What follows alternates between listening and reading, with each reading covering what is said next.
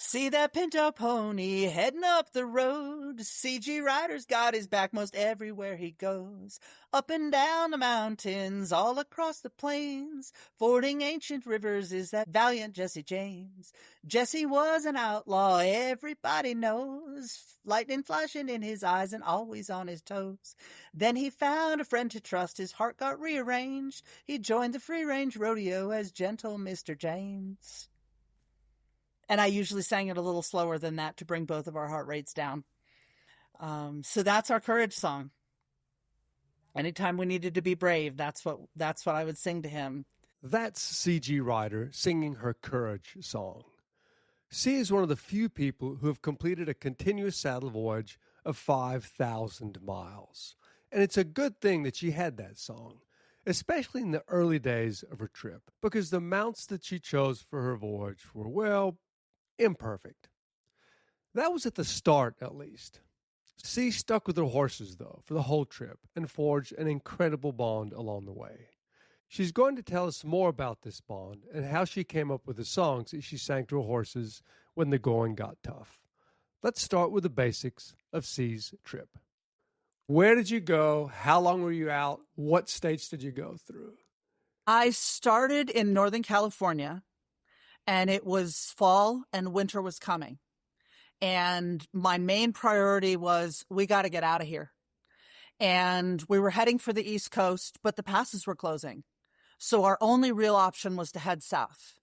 So we went down through the Central Valley of California, then down into the Los Padres Wilderness, which was awesome, and then up and across the Mojave Desert, and then the Panhandle and a little bit of Oklahoma, and then down through Texas to Austin, and then over to Louisiana, crossed the Mississippi into Mississippi, and then started up west of the Appalachians and through Tennessee, Kentucky, Ohio, little corner of Pennsylvania, and then across New York and Massachusetts, and I think a little bit of New Hampshire.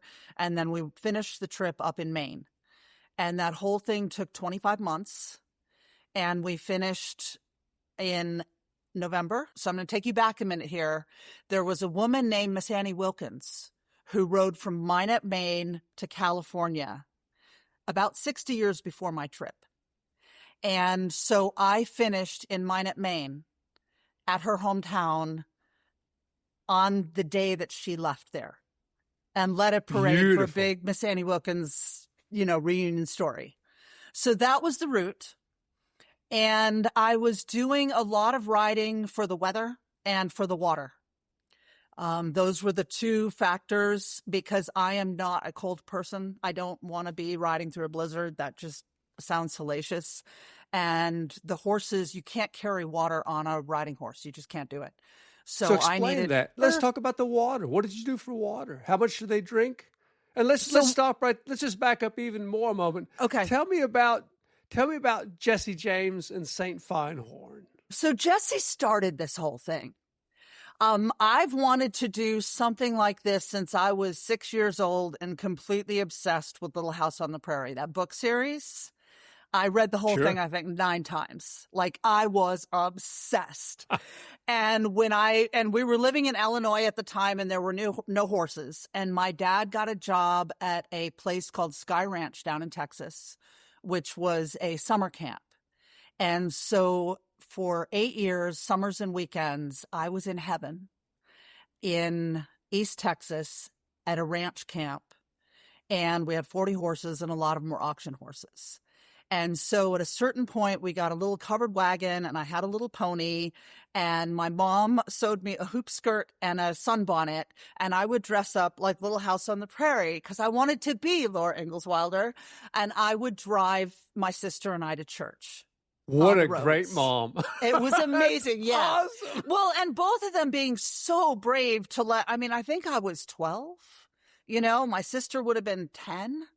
And we were out on the real roads with a fairly young, not very well-trained pony. But I was happy to go to church, and that's what mattered to them. So that's where this dream started. And I tried to do a long ride in my early 30s and it just bombed. I had the wrong horses. I didn't have it together yet. And so at this point, I had gotten a job. I'd been away from horses for 17 years. And I got a job as a wrangler on the Dude Ranch because that was the thing I most wanted to do in my life. And there was this funny little orange horse he was orange, and he had 4 white knee socks, and he had this blaze that just slid off the side of his face. And he was a little dorky. He was like the chess club homeschool kid, maybe. And he was really scared. He'd been ridden by a cowboy with spurs who used to make him buck to impress the tourist girls. And they were going to get rid of him. And I said, can I just try with this horse? And they're looking at me, and I'm 46 years old, and I don't look like I have any business doing this. And personally, I know from trail rides what happens when middle-aged women get onto horses, that they have no business getting on and doing a little bit too much, and it usually ends up with an ambulance. And so I was scared, and this horse was scared. And I took him in the round pen, and I worked with him just a little bit. And I had a Bozal on because he was so afraid of the bit. And I got on him, and I was frozen. And he was frozen. And I'm waiting for this horse to explode. And he's waiting for me to beat the tar out of him or lay into him with the spurs. And finally, he looks back over his shoulder with this one big eye.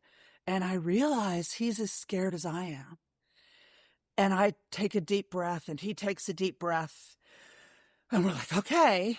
And I reach forward as slow as I can and scratch him on the neck. And I'm like, I think we can do this, buddy. And I said, do you want to try walking a little bit? And I didn't dare put a leg on him. I just said, can we just try walking a little bit? And he stepped forward. He took 3 steps and he stopped. I was like, okay, that was good. And we were in there for half an hour. And I rode him back to the barn on a loose rein. And my boss looked at me like I was a ghost or a miracle, and he wasn't sure which. And, they'd made me sign some extra release forms for insurance and stuff because I didn't have insurance, and they didn't want to get sued because I had gotten on this horse. What did you do differently that other people hadn't seen or done? I was not asking him for anything. And I think there was a level where he felt my fear and I felt his fear. And in that moment, there was just this seeing each other and a pact that we were going to take care of each other. And I mean, to the day we split up, he still had that need to bolt every once in a while. But after we made that pact, every time he needed to bolt, he would give me that little freeze second. And I knew here we go. And I'd grab hold of his mane, get myself settled, and he would have to go. But so you just went with it. I just went with it. There was no other option. I couldn't get him to stop. Once he freaked out, man, he had to run that off. And one could say that was perhaps not the most intelligent horse to take with me on a long ride across the country on the highways and stuff. But what we had was a really good connection and really good communication. And we just loved each other. Despite what you might see or other people might say is an imperfect mount. It is not a perfect road horse, but no. you made it work. We made it work. You didn't make it work. You learned how to work it. Learned how to make it work. Yeah. And then I made him a little song. See that pinto pony going down the road. And I remember. And so anytime we needed to do something and he needed to be brave, I would sing that song to him. And it would relax the both of us. It was about him being valiant and crossing rivers and continents and the big old prairies and the mountains. And, it's just this big adventure we were going to have together because he was so brave and so valiant and so true. And so that was Jesse James. That was Jesse James. And he became my commuter pony. So every day I would get up before dawn and I would saddle him up and because I didn't have a car, and we would ride the 4 or 5 miles up to the Dude Ranch, and then we would take out trail rides all day long, and then I would ride him home, and we'd be getting home at about dusk, and I would unsaddle him and turn him out, and then I would go eat leftovers for dinner because it was about that time. And maybe a month into that, my boyfriend dumped me pretty hard. And I had nowhere else to go, and I had nothing else to do, and I had no resources of my own. And here I am in California. And those commuting times became my crying times because I didn't want to do it in front of anybody else. And one day, Jesse was like, you know that dream you used to have about riding across the country? And we could do that together. And then I found out that the Dude Ranch was up to sale, and there was no telling what was going to happen to these horses. So there was, once again, he was going to rescue me. I was going to rescue him. And I wrote a letter to my boss asking, and I compared him to Bucephalus, who was famously afraid of his own shadow. And I talked about Lewis and Clark and history and Laura Ingalls Wilder, and really laid it on because this guy was a history major. And because I was working for him for $10 an hour taking out trail rides, he actually accused my boss of writing it for me. Because he couldn't imagine that someone who was articulate and knew some history would be working for him for $10 an hour. He just was seeing me as trash. And so once he found out I had written that letter, he wanted to meet with me. And he said he would sell me this horse at the end of the season, but he wouldn't tell me the price. And I'm working for $10 an hour. And in my mind, this horse is both worth nothing and worth everything. And it was hard to tell which way that was going to go. And so at the end of the summer, he sold me that horse for $1. So I had a $1 Pinto pony. And I had managed to save about $2,500 that summer. And then my boon companion, Griff, decided she wanted to come on this adventure. She wanted to do this with me. I couldn't go off on something without her. Well, Griff had ridden a horse about 12 times in her life, and we didn't have another horse. And so we started looking at horses, and we found this 13 3-hand pony who was a buckskin with a tricolor mane, and she was built like a triceratops. Like, how was a triceratops built? Built like a ton of bricks, man. She was like a butcher block table with a leg at each corner, and this little head that just plowed through everything. The type. They're wonderful. Yep. And she was a full hand, 4 inches shorter than Jesse James, but they both weighed 950 pounds. Wow, that says it all. Yeah, wow. Yeah. Tanky. So tough, she had failed out of being a riding lesson pony, and she had been in a kind of Pirelli style ground school where she spent most of her time dancing sideways over cones. And she had just gotten really attitudinous. She didn't like people. She didn't like being told what to do, but she was an absolute rock star, and she was gorgeous. She was like a little Thelwell pony. And Griff took one look at her and fell in love. And as the experienced rider, I got on her, and within 5 seconds, I was on the ground. And I tried it again. I couldn't even figure out how she was doing it. 10 seconds later, boom, I'm on the ground looking up at this horse like, what the actual? And you'd been fine with Jesse James, who was a known bucker and bronc. Yeah. I mean, yeah. But so I'm like, Griff, I don't know. There's no way. And Griff is like, no, this is my pony and I love her. And this is the one I'm taking. And I'm like, all right. Wow. Okay. So for $665, we got her delivered. And so now here we are with $666 of prime California horseflesh, getting her ready to cross the country. Well, at a certain point, it became obvious that nobody was riding St. Feinhorn. She was just like not having any of that. So we found a mare we named Baca Suerte, and she was a leggy gray. She was an appendix quarter horse. And whenever they put a saddle on her and got on her, she laid down. And so she was cheap. And so we brought her home and found a saddle that fit her a little better. And Griff started riding her because what we learned with Feinhorn was the first time we put the packs on her, and she spent about 10 minutes trying to buck them off. and she realized she could not buck them off. Oh no, she was Bronchi. She was the best kind of monster, man. She was just determined, and that's what you need in a long ride horseman. They can make the best ones. Yeah. Yeah. And so then I let her behind Jessie, and we went out on a trail ride, and she spent the whole time looking left, looking right, looking all around, just gobsmacked.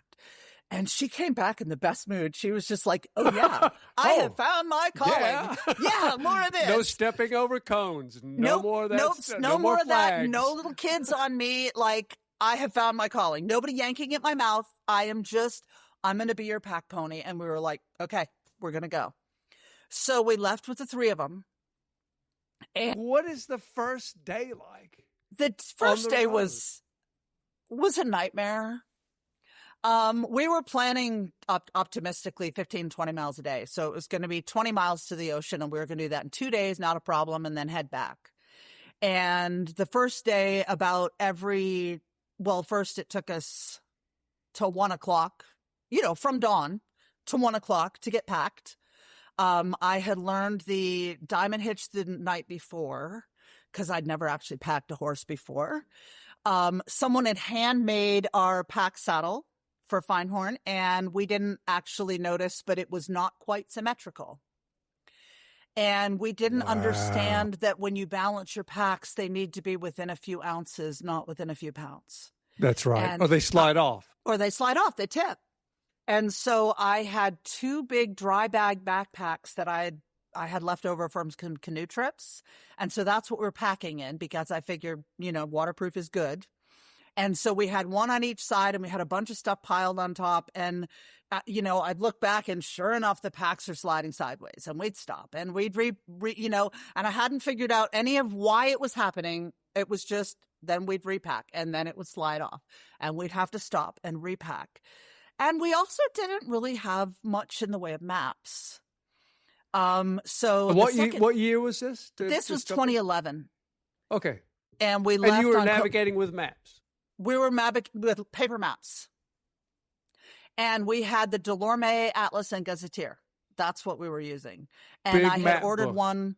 Yep. And I had ordered one for every state that I thought we were going through. And a friend was going to forward them to me because no extra weight. And so we had pulled out the pages of California that we were planning on using. And that was in a Ziploc bag. And it was not nearly zeroed in enough to even get from the apple farm to the ocean along a river. Wow. Like, follow the river, right? So on day 2, we met some guys who were part of the conservation thing for the river and the trails and stuff. And they gave us some current maps. So that helped a lot. Are you walking down the river? Are you walking on the river or a road? We're getting down trails along the river and then crossing the river and then some Jeep roads that had to be, they had branches down over them. We were having to saw through those. It was... Wow. So it took us 5 days to do 20 miles to the river. 5 days to get your first 20 miles. Yeah. And there was a moment in there where I was scouting, but I was going back to see if there was a better camp, and Griff had the other 2 horses and they got loose from her and took off heading home 100 miles an hour. Jessie takes off following them. It's dusk. We're on river rocks. I'm like, we're going to die. And I do that emergency dismount thing that you practice in the arena at a trot. And I landed and I had 1 step down and 2 steps down. On a 3rd step, I hit a rock wrong and I'm hanging onto the rein attached to the bowsall, getting dragged. And finally, the weight of me is enough to slow him down and stop him. And and then somehow the mares were like shedding not only packs, but like saddle pads out from under saddles. I mean, it was nuts. That's saying something. That was something. What a dust and there had up. been this big tree that had fallen down and we'd had to go into the river to get around it. And I had been cursing that tree. And that's what stopped the mares. So I caught up with them. And got the mares at that tree. right before, because they didn't want to go out into the river any more than we had the first time, honestly. So they stopped at that tree, and Jesse and I managed to catch up with them. And we walked back, gathering stuff and tucking it back on. And, we were an improbable group. And what did you camp like that first night? We found a place with just enough graze for the horses down by the river that had a little sandy spot, and we had a little pyramid tent that didn't have a floor or a mosquito net. It was just a pyramid that was on a pole. It's like a Charlie Brown tent. Yeah, it was a Charlie Brown tent. And then we used the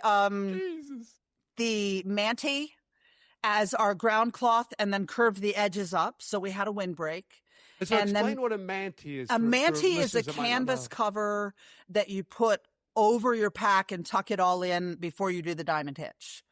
And we were using a canvas tablecloth that we'd gotten from Home Depot back in Boulder the year before. And Griff had painted it with fairies and mushrooms and trees with... Oh, this is such a scene. Very fantastical. So that became our floor. And then we would take the packs and put them around the edges just as a little bit more protection. So that, and that next, it was literally taking us 4 or 5 hours every day to get everything packed up and the horses tacked up and get ready to go. And during this time, it's becoming very obvious that Vaca Suerte doesn't like camping. She is not an easy keeper. She's not interested in being tied to a tree to wait while we work with the other horses. And she's losing weight. And so we got to the ocean. We got back to about Ukiah. And she was not making it. We were going to have to send her home. And we didn't want to stop the trip. And Griff was having a hard time making the decision to let her go, and it was her horse, so I didn't feel like I could just bulldoze through that. But we got a job trimming for a little hillbilly named Papa Don, and he let us put our horses in his pasture with his cattle. Trimming hooves. No, trimming pot. This is California, and it's fall, Bernie. I'm glad I asked. I'm an East Coaster, totally naive. So you're trimming pot. Right, which means we're spending 8-10 hours a day sitting at a table with little tiny scissors and sticky buds of pot, taking the leaves off of the buds so that they can be sold. And we're getting paid by the ounce. So we're doing it as long and as fast and as hard as we can. And, the back hurts and the shoulders hurt and the fingers are sticky but we're making good money. And so we call Vaca Suerte's person and send her back. And the good thing about that is we explained about the saddle, and she'd had enough training and obviously done some things that the girl wasn't afraid of her anymore. So she got diagnosed with tick fever. And so, And so it was really good that she went home where she had a place to lay up and get vet care and stuff. But now we're down to 2 horses and we need 3. So we've made enough money, and we find a horse on Craigslist that is a quarter horse, former barrel racing horse.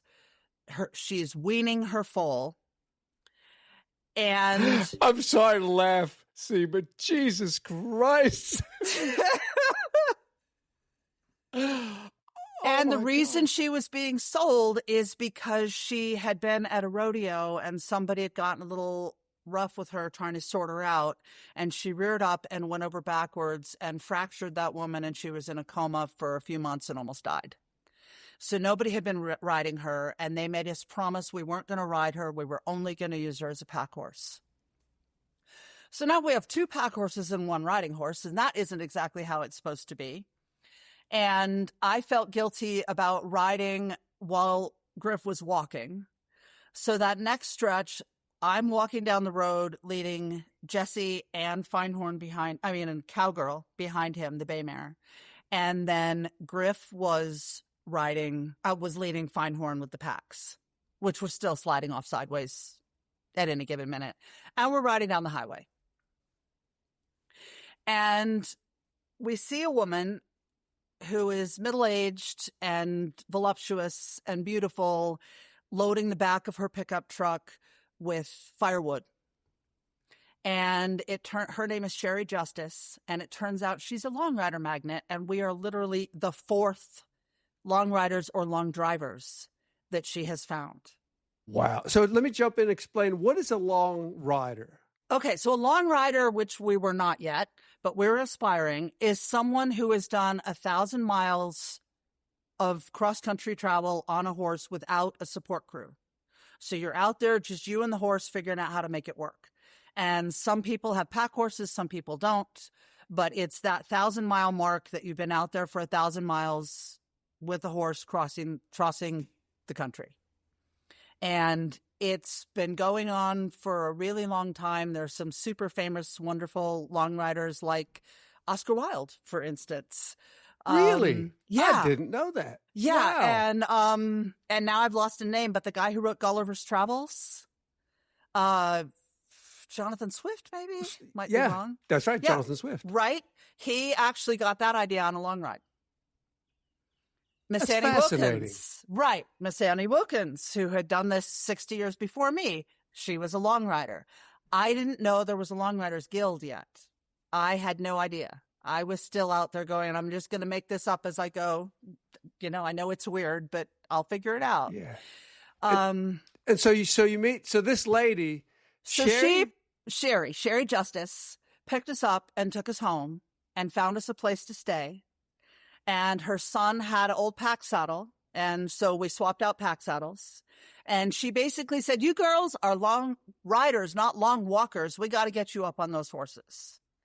And so she found us a old stock saddle from the 1800s that fit really well on Cowgirl. And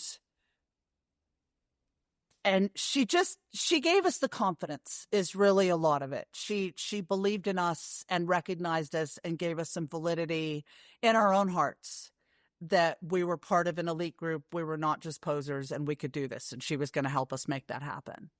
How generous. It was amazing. It was amazing. And she was the first person the first stranger who just out of nowhere extended that to us and sorted us out. And so we left there in much better shape. And then for a little bit, Griff was riding Jessie and I was riding Cowgirl, and she was leading St. Feinhorn.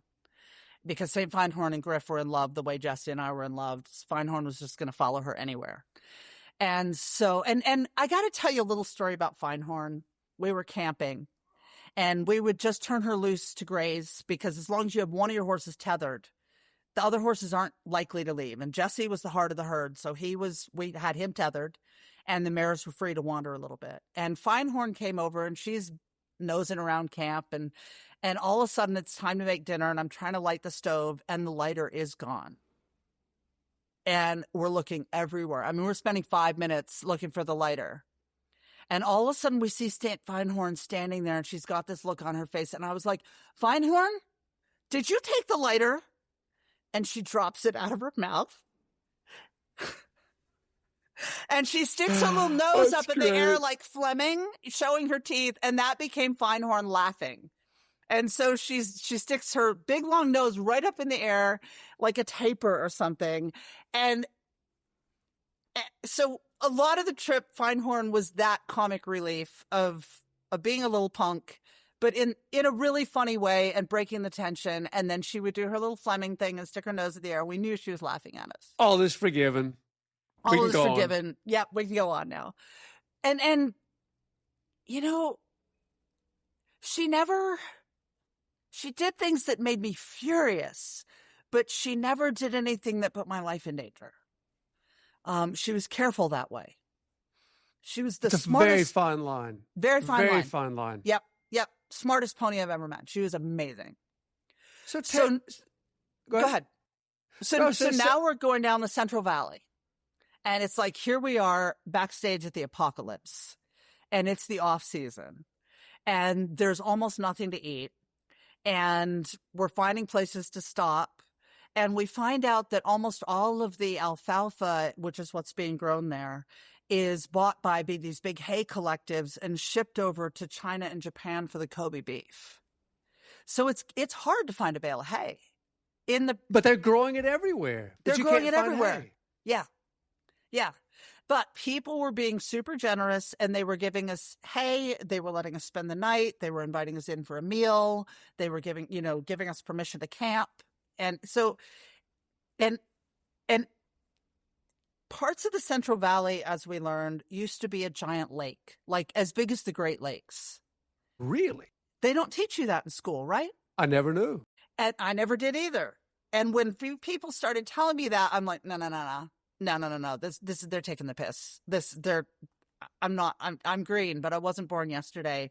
I would know if there was a big lake in the bottom of Southern California. Turns out that is very true. And we met someone whose grandfather used to buy sheep and graze them all the way down, in the drier season. It was a big marshy lake in the drier season, all the way down to, I think it was around Pasco. And then he would take a canoe back in the rainy season. Wow. Is that a reflection of how much things have changed? They drained it so they could use it for agriculture and irrigation. That recently? Yeah, that recently. I met someone, Winnie Latta, who actually is one of the grandmothers of natural horsemanship. She took us in one night and said, you girls are going to make this no problem because you always put your horses first. And Winnie Latta says that, man, it matters. She's one of the grandmothers of natural horsemanship. She's one of the people who really, her opinion mattered to me. So explain, what does having your horse come first look like? And let's start at the end of the day. You've been riding. What does it look like? You get out of the saddle. What does having your horse come first look like? Well, first it means you're picking a place to stop that suits your horse. You make sure there's a place where your horse is going to have graze or food, where your horse is going to have water, where your horse is going to be comfortable for the night. And there were a few nights I didn't manage that, and those were really, really, really hard nights. There was a night where we wound up in a place where they had water, but there was literally nothing for them to eat. They were in a dry lot arena, and we had been given steaks that day. And we were sitting there eating steak, apologizing to the horses, and we got out of there as soon as we could in the morning. There was a night when they were drinking water out of puddles because that's all the water we could find. And there was a night they had to spend the night on cement because that was all I could find for them. But those nights were few. We worked very, very hard not to have those nights happen. And then what we would do is, because Feinhorn and Jesse tethered really well by the time we were going. But how did you tether them? I'm just going to jump in. How did you tether them at night? So what we did was we had a rope that went from their halter to some solid object, and it was about 30 to 40 feet long. And we tried to do it in such a way that there wasn't a lot for them to get hung up on. And also that there wasn't, that there was good graze that they could reach. So we were trying to tether them in the best spot possible. And I was still not trusting Jesse not to take off. And so he would be tethered on the best grass, and the mares would be turned loose to, wander around and find what they could eat. And we took them to water first and then let them graze. And then we would untack Feinhorn first because she had the pack. So she had the heavy load. She had the dead weight, which is a lot harder to carry than live weight. And how much did she carry? Well, at the start, she was carrying about 120 pounds. And by the time I learned my lesson in Arizona, after that, I never asked her to carry more than 75. Wow, big change. And I want to get to that. Yeah, we'll get to that when we get there. When we're in Arizona, hear that. But that's a big change, 120 to 75. Wow. And that was including the saddle. That was including the Manti. That was everything. Like the entire weight on her back was 75, maybe going up to 80 if I was carrying a little extra food one day. But we kept it down to that. And what about the saddle horses? They were carrying, like Jessie weighed 950 pounds. I weighed about 185. And then I had 2 bags on my, like shoulder bags. And there was a day we had been given 50 pounds of grain and we didn't want to waste it. So we fed as much as we thought they could eat, but he was carrying an extra probably 30 pounds that day. And we were in really rough terrain. And that next morning he came up lame. This was from carrying extra weight. Yeah, from actually lurching out of a morass. The ground was so dry, it was cracking and crumbling, and it was just super hard. And we were in it before I realized how bad it was. So that next morning, he was lame. And so we piled everything on the mares, and I walked him, and Griff walked the mares. So nobody was riding at that point. And 3 days later, he still was not okay. And I was like, something's not right here. And we were in touch with the head research vet from UC Davis, a man named Dr. Madigan. And he had a student down in that area. So he sent his student out to see us, and he took a whole bunch of video and took a bunch of blood tests. And it turned out Jessie had a fairly rare metabolic disorder that, wow. Yeah, that when he got too much protein and too much sugar, his muscles would start to deteriorate. And so we'd been working really hard at feeding these horses super well since they were working, and it had been too much for him.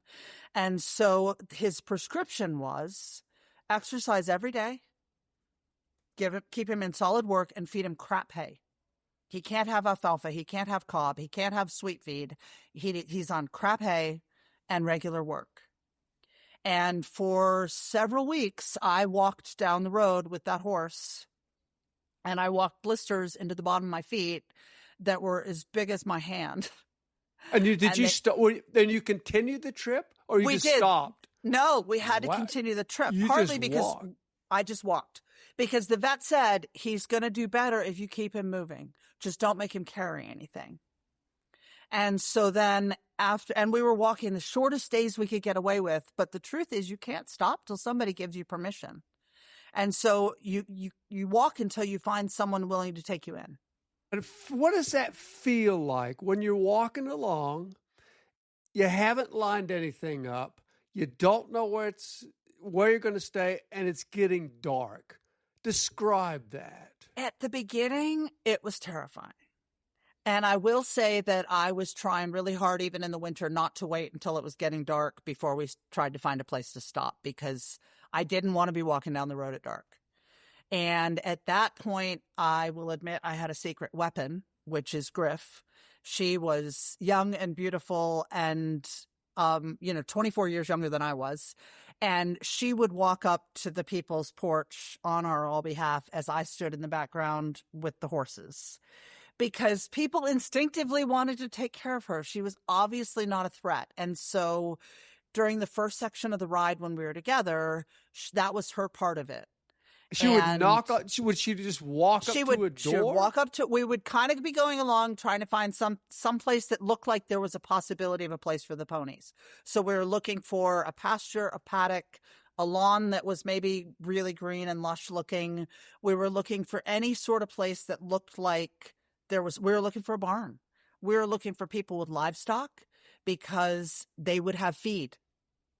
So we were trying to read the signs for who was going to have water, feed, and shelter for the horses, and hope that they would be friendly to us. And basically, like, I'll hold the horse, Griff. You go knock on that door. You go up there. Because I don't want to do it. Yeah. And I mean, in my defense, she was having way better luck. And, and the same thing, she was our designated hitchhiker.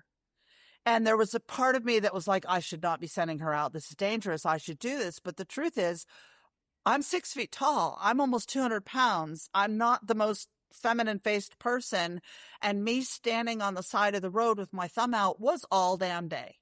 So why were you hitchhiking? When did you need to hitchhike? Like when we were in the Central Valley, we stayed at a place where the water quality was so bad that even with our water filter, it was like you couldn't eat the fish. There was mining chemicals and it was super toxic. And so she would Jeez. hitchhike to go get water. And she Which would is come back. heavy. Which is heavy. So now going back to the water weighs 8 pounds a gallon. Horses might need 10 gallons in a day. So now with 3 horses, we're looking at 200 and plus us, for drinking and doing dishes and cooking. So now we're looking at, we need 250 pounds of water every day. Wow. There's just no way. There's no way. Can't carry it. Can't carry it. So that was really finding water, making sure we had water every night. And then the other big thing as we started to head east was you got to get over water or around water. There was a time nobody told me a bridge was out. And it was an extra 2 days ride to backtrack from the out bridge and get down to a bridge that was working. Crossing the Mississippi, they wouldn't let us go across on horseback, even with a police escort, because they'd had a death in a fun run the night before, like the week before. So the sheriff came with a horse trailer and brought the horses across because that's a big bridge. So, there's just a lot of, we got to get around the water. We got to get over the water. We got to find enough water. I'm a lightweight. I don't like riding when the water is pouring down out of the sky. So water was one of the huge defining factors for the whole ride. And then there were times when she would hitchhike because we were nowhere near a grocery store and we needed a resupply. So she would hitch out and find that, or she would hitchhike to the grain, to the food store and get someone to bring her back with 2 bales of hay and some grain. So she was a genius at hitchhiking. She had the magic. So is it harder to find water for the horses or feed for the horses? Depending on the part of the country we're in. Down the Central Valley, feed was a lot harder. In the Mojave, it was both. So it really depended. And then there was also quality of feed and quality of water, because we'd been letting them graze, on the edge of the alfalfa field. And then we stayed with a Mexican family and they were like, you cannot let your horses graze the alfalfa. And we're like, why not? And, it'd been the first day we'd done it. And they said, because they spray something on there to make it not grow this time of year, it will make your horses sick. And sure enough, the next morning, all the horses are liquid bright green squits. And so we learned that one the hard way.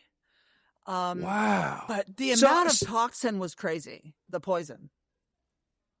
Wow. So how long, because this sounds, like a really rough start. Like, it was a rough start. When did it feel like, okay, we're hitting a bit of a stride? Okay, so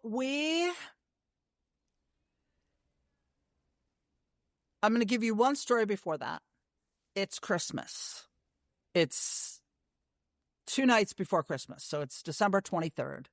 And we get taken in by a family, and they had lost pretty much all their livestock, but there was still an arena. There was some incredibly manky hay. And we were promising the ponies this is only one night because it not great for anybody. He invited us in and showed us all the Bible studied materials he'd invested in to really know the gospel.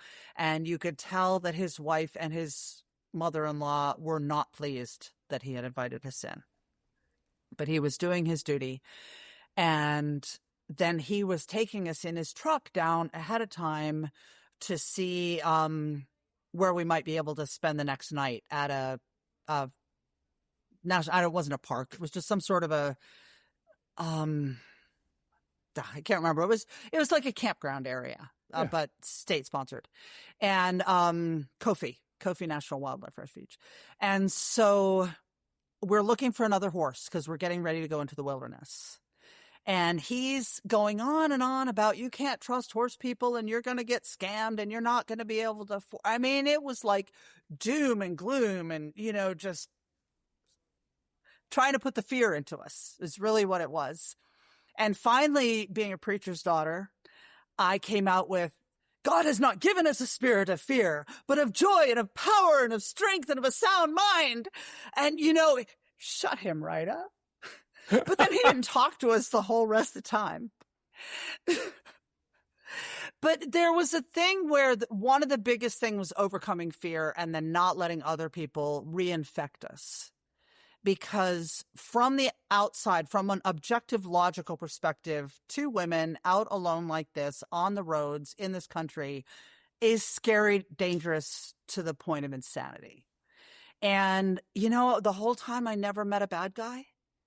People would warn me about their neighbors, warn me about those people as other people over there. And just everybody was kind of amazing and taking us in. So what would be your advice to a woman? What would be your advice to a woman who wanted to do a long ride or another type of journey on her own? Say, you're way safer than you think you are. And I would also say it helps to dress a little androgynously. I don't think this is a good place to play on your sex appeal, and keep your radar up. Like, if somebody feels creepy, move on. If somebody's warning you about bad guys and how dangerous this is, you just want to say, wait, are you dangerous? Do I need to be afraid of you? Right. Because I feel like that projected fear is way bigger than reality. And after the ride I did with Griff and then on my own, I was in Mississippi, and Griff went out in her early mid-20s with the ponies and did a 1,000-mile loop dressed as a clown. And she got stopped so often by preachers, of all things, saying, "What's a pretty girl like you doing out here all by yourself? Aren't you scared?" And it was creepy, and as a middle-aged woman who looks eye to eye with most men because of my height, I didn't have to deal with any of that. But I also feel like even with all that, she did nothing bad happened to her. I mean, the worst thing is every once in a while, some girlfriend would get jealous and say, no, she can't stay here. That sort of dynamic. But she was out for 1,000 miles in the South, and she got talked to a few times, but she never got raped. She never got accosted. She never got kidnapped and sex. None of that really happened. But you do, I think, need to keep your eyes open and pay attention. Wow.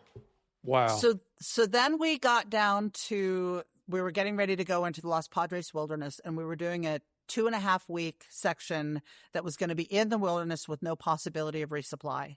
And how long had you been on the road at this point? When did you start again? We started Columbus Day, so about 20th of October. And so we've been on the road about 2.5 months. And so it was early January. God, you're riding right into winter, see? We were riding right into winter, but we were now at the bottom of California, which is, a better place to be. What's the closest big city? Well, so what's the closest big city? Just get my head on the map. Bakersfield, I think it's called. Got it. Sure. LA, honestly. And so now we're going to go down we have to get over the mountains somehow. And so we had found about a place called Willits Hot Springs, and it was in the Los Padres Wilderness. And we really wanted to go. It sounded really cool. And we just kind of needed a vacation from people at that point. We needed some wilderness time. We wanted some time that was just us. And we figured we needed to add an extra pack horse because we were going to have to carry a lot more gear, food, mostly a lot more food. And we didn't know how much food we were going to have for the horses down in there because they were heading into winter. And we tried a couple different horses, some, like an obese mare that wouldn't cross a 6-inch wide trickle of water. Sent her home. A really long back mare that Cowgirl took an instant dislike to and tried to kill through a horse trailer. Had to send her home.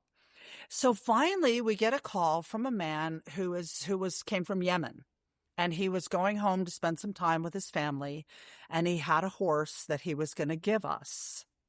And she was 16 too, and she was jet black, and her name was Africa. That is huge. That is a Huge. monstrous horse. And a thoroughbred looking leggy thing. And her big claim to fame was that a one-legged man had used her to deliver Domino's pizza one year. And she'd never been out of the city.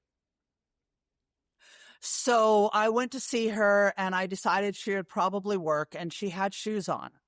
And all of our horses were going barefoot, and we had Renegade hoof boots that were working really well. And one of the things that the people at Renegade had said was, you want these horses barefoot.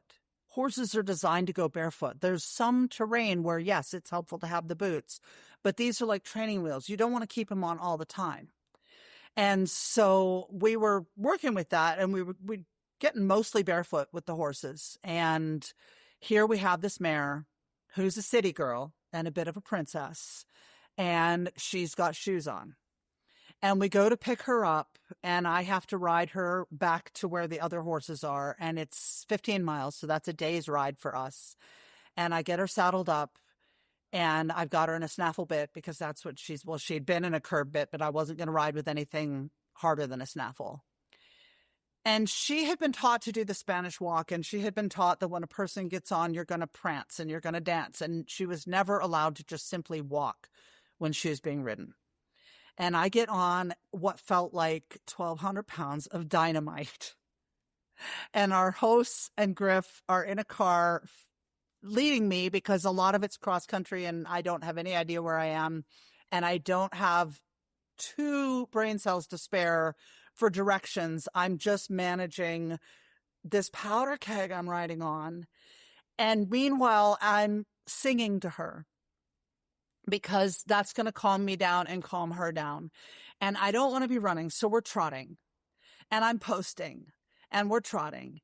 And I offer her the opportunity to walk, and she's not going to take it. She is just moving on. There's no way. So I'm trotting along, and I'm posting, and I'm thinking, this is and I'm scared. Of course I'm scared, thinking this is insane. And then I'm thinking, okay, wait, I have to change this horse's name. I cannot ride across the country as a white woman on a big black horse named Africa. Not a good look. Not going to happen. I don't have the balls to do that. Not going to happen. So one of the songs I grew up with was Daisy, Daisy, give me your answer too. I'm half crazy riding a horse like you. And it's about a bicycle built for 2. And she loved that song. And so that was the first song that just kind of calmed her down enough that, and I think she was tired, and we were both drenched in sweat at this point. Like, we were lathered up. I mean, it was an intense ride. And that was the song the first time she was actually willing to slow down to walk, even for about 10 steps. So Beautiful. She became Daisy. So now we have our 4 horses, and we get told by the people we're staying with that there is no way we can go down this route, this highway that's going to take us down to the entrance to the Los Padres, because it is narrow and there's no shoulder, and there is water, but it's like 60 feet down in a canyon and you can't get to it. There's no place to stop and camp. And so they load us all into a trailer, all 4 horses, and drop us off at the trailhead. And Daisy gets out of the trailer and she's looking around because she's never seen a tree. She had no idea where she was. She had no idea what was going on. She's gawping so much she can't pay attention to her own feet. She's bumping into Jesse. She's getting the rope up under his tail. I mean, it was just wow, crazy, this horse. City girl. City girl, princess city girl. So then we get to where we're going to camp for the first night, and we've completely overshot where we're supposed to be. And so we're just like, okay, we'll figure out the map tomorrow. We've got a place. There's graze. There's a place to pick it. We're right in the bend of a river. Let's just stop for tonight. Dark is coming. And we tether her, kind of hoping for and I've got a big, thick 1-inch cotton rope so that she doesn't get a rope burn, because that's how you start with the tethering. And so I tether her, and she gets herself all tangled up and tips over. And I'm like, okay. And I go over and get her untangled, and she stand her back up again. And she hasn't hurt herself. Nothing bad has happened. She just had herself a little conniption fit. And she does it again. And this time, she wasn't even tangled up. She had just gotten one little fold of the rope partway around one pastern, and she throws herself on the ground. And then she lifts her head up and she looks at me and she goes, oh, and flops down flat. And I'm like, you drama queen. Wow. Yeah. Wow. And for the first 2 weeks, her answer to everything that she didn't like was to throw herself on the ground and then look at me and groan and flatten herself out again. And you're in the wilderness at this point. And we're in the wilderness. And at this point, I'm just like, okay, honey, but you do you. Like, you're such a drama queen. I can't even take it seriously anymore. We just started laughing at her. So back at Willits Hot Springs, we find a big fenced-in paddock, and we find a little cabin that's first come, first serve. And by this point, I think I'm getting over a cold, and Griff is getting a cold, and in a very uncool way, we just took over that whole cabin, both bunk beds, top and bottom. We were like, we are sick. You don't want to be with us. And, but at that point, someone that was hiking found out what we were doing, and we were enough months into it. They were like, wow, you girls are real cowboys, man. You're badasses. And that was like really affirming. That felt great. And then, somebody had left a bunch of alfalfa pellets in a bunker, and somehow the rats were getting into them, and we're like, okay, either we're going to feed these to our horses or the rats are going to eat them. And so, zero guilt, we started feeding those out to the horses to save them for the rats. Well, Feinhorn was allergic to alfalfa. She would get hives. And we knew this, but we kind of figured like, okay, hives is better than starving, until she colicked. And so here we are. No cell phone service, in the middle of nowhere, 30 miles from the nearest road, which is a trailhead. It's not even a town. And the heart of our journey, St. Feinhorn, is colicking and sweating and pawing at her belly. And Griff has never seen a horse colic before. And I'm like, okay, we have to keep her moving. We have to keep her walking, which feels like torturing a horse. When they're really sick and you are saying, no, you have to keep walking.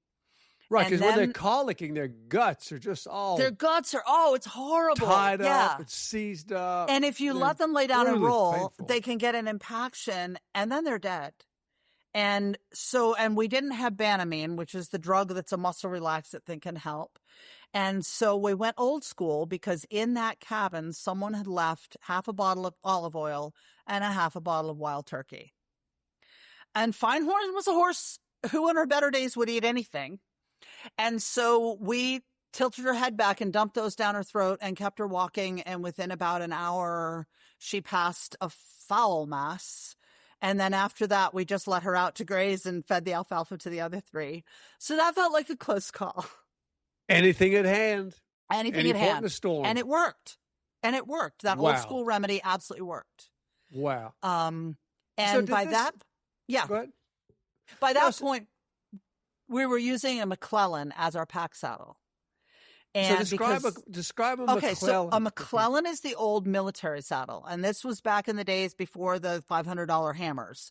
This is back when the military was thrifty, because a lot of people were outfitting themselves out of their own pocket. And so it is the most stripped down version of a saddle you can imagine. It's basically a tree with some hardware on it to rig a girth and saddle and stirrups. And it was designed that you could also use it as a pack saddle if you needed to. And so we had decided we were going to go down into the river bottom and get a whole load of firewood with Feinhorn. And we were going to pack on the McClellan. And you see those pictures of peasants with donkeys, and they've got these giant loads of firewood, and it's like, how clever. That's right. Well, that's a skill, it turns out. that's not something a couple of white girls can just do first time out.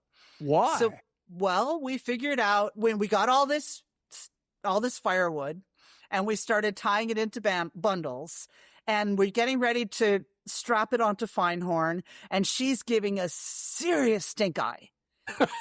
and we've got her tied to a tree, and we're working one on each side, and we've done enough packing now. We understand about, like keeping everything even side to side, and we got pretty good at weighing things out like that. But what we weren't thinking about is sticks are pokey. And they're not symmetrical. And so she's got this really uncomfortable load, and she's got branches poking into her ribs and things flat. It was because we were getting big things. We didn't want to do this more than once. We were going to be efficient. So the way we got home was with me behind Feinhorn with the rope, holding her back, and Griff leading the way, and Feinhorn chasing Griff, and me keeping her running over Griff. And she just did a fast trot all the way home as fast as the three of us could go. And that was the last time. We were like, okay, honey, you do not have to do that again. You got no more wood duty for you. No more wood duty for you. We promise. So that was an education in primitive skills that we didn't have. So I want to go back to one thing that was just beautiful that you said about a really ugly scene. So St. Feinhorn she's colicking, which is that can kill them. And you don't have Banamine, which is a muscle relaxer. It's right. It's medicine. You don't have anything. But describe the feeling of looking around you and discovering, well, we don't have what we want, but we've got what we need. Describe that and how that gave you, I imagine it did, some kind of faith that things would work out without having everything. Talk about There was that. a quote that I was hanging on to really tightly that first section that I don't remember who said it, but it's the more you know, the less you need. And growing up, I eventually graduated from Little House on the Prairie. And I started reading source materials from cowboys and pioneers and people who had actually, wilderness man, that kind of thing. So I had done a lot of reading growing up about how people did things before we had all the mod cons. And I was so incredibly grateful to find those things in the midst of that panic. And also grateful that Griff trusted me enough with her pony's life to try it. And, she was crying this whole time as we're forcing this pony to walk, who just wanted to lay down and die at that point. And so that feeling of divine providence that here we had exactly what we needed, exactly when we needed it, including all the backstory in my head. Why as a kid do you study these things? That was useless information in the modern day. But I want to take you back one more time to the Central Valley. And we were at Colonel Allensworth State Park, which is a black town formed by an emancipated slave. And we wanted to stop there because they had a livery stable. So we were thinking, yay, barn. Well, the livery stable is a museum now. They were not going to let us put horses in there. And when we got there, we were looking for anyone to ask permission and maybe unlock the outhouse. And we noticed that the forest ranger, we caught her ducking down below a window. So we knew she was in there. And I felt bad, but we went up on the porch and knocked and explained our situation. And she said one of the most affirming things to us, which is when the pioneers were getting ready to cross the country, they didn't go into debt. They didn't wait until they could afford, the Conestoga wagon you deserve. They took what they had and they made it work and they got on with it. And that is what we did. We couldn't, even if we'd done all the research about the best saddle pad and the best saddle and the best everything, we just did not have the financing to hold out for that. We took what we had and we got on with it. And that was such a theme for the trip. And that's really powerful. And I would say it's an important thing for people who want to do something like this is you don't have to be a trust fund baby. You don't have to have all this sort it out ahead of time. It's not irresponsible to plan every stop and every step along the way. All that does is take the magic out of the journey and not leave room for it to happen. And I think that, I mean, you need to have the skills. You need to have the knowledge. You need to have the grit. But I think you don't need to have every minute figured out in advance. Beautiful. So we got out of the wilderness. Well, there was one more story there. There are two stories there. One is, to get out, there's this thing called the Johnson Ridge Trail. And it is very narrow and it is very twisty. And on one side, it goes straight up. And on the other side, it goes straight down.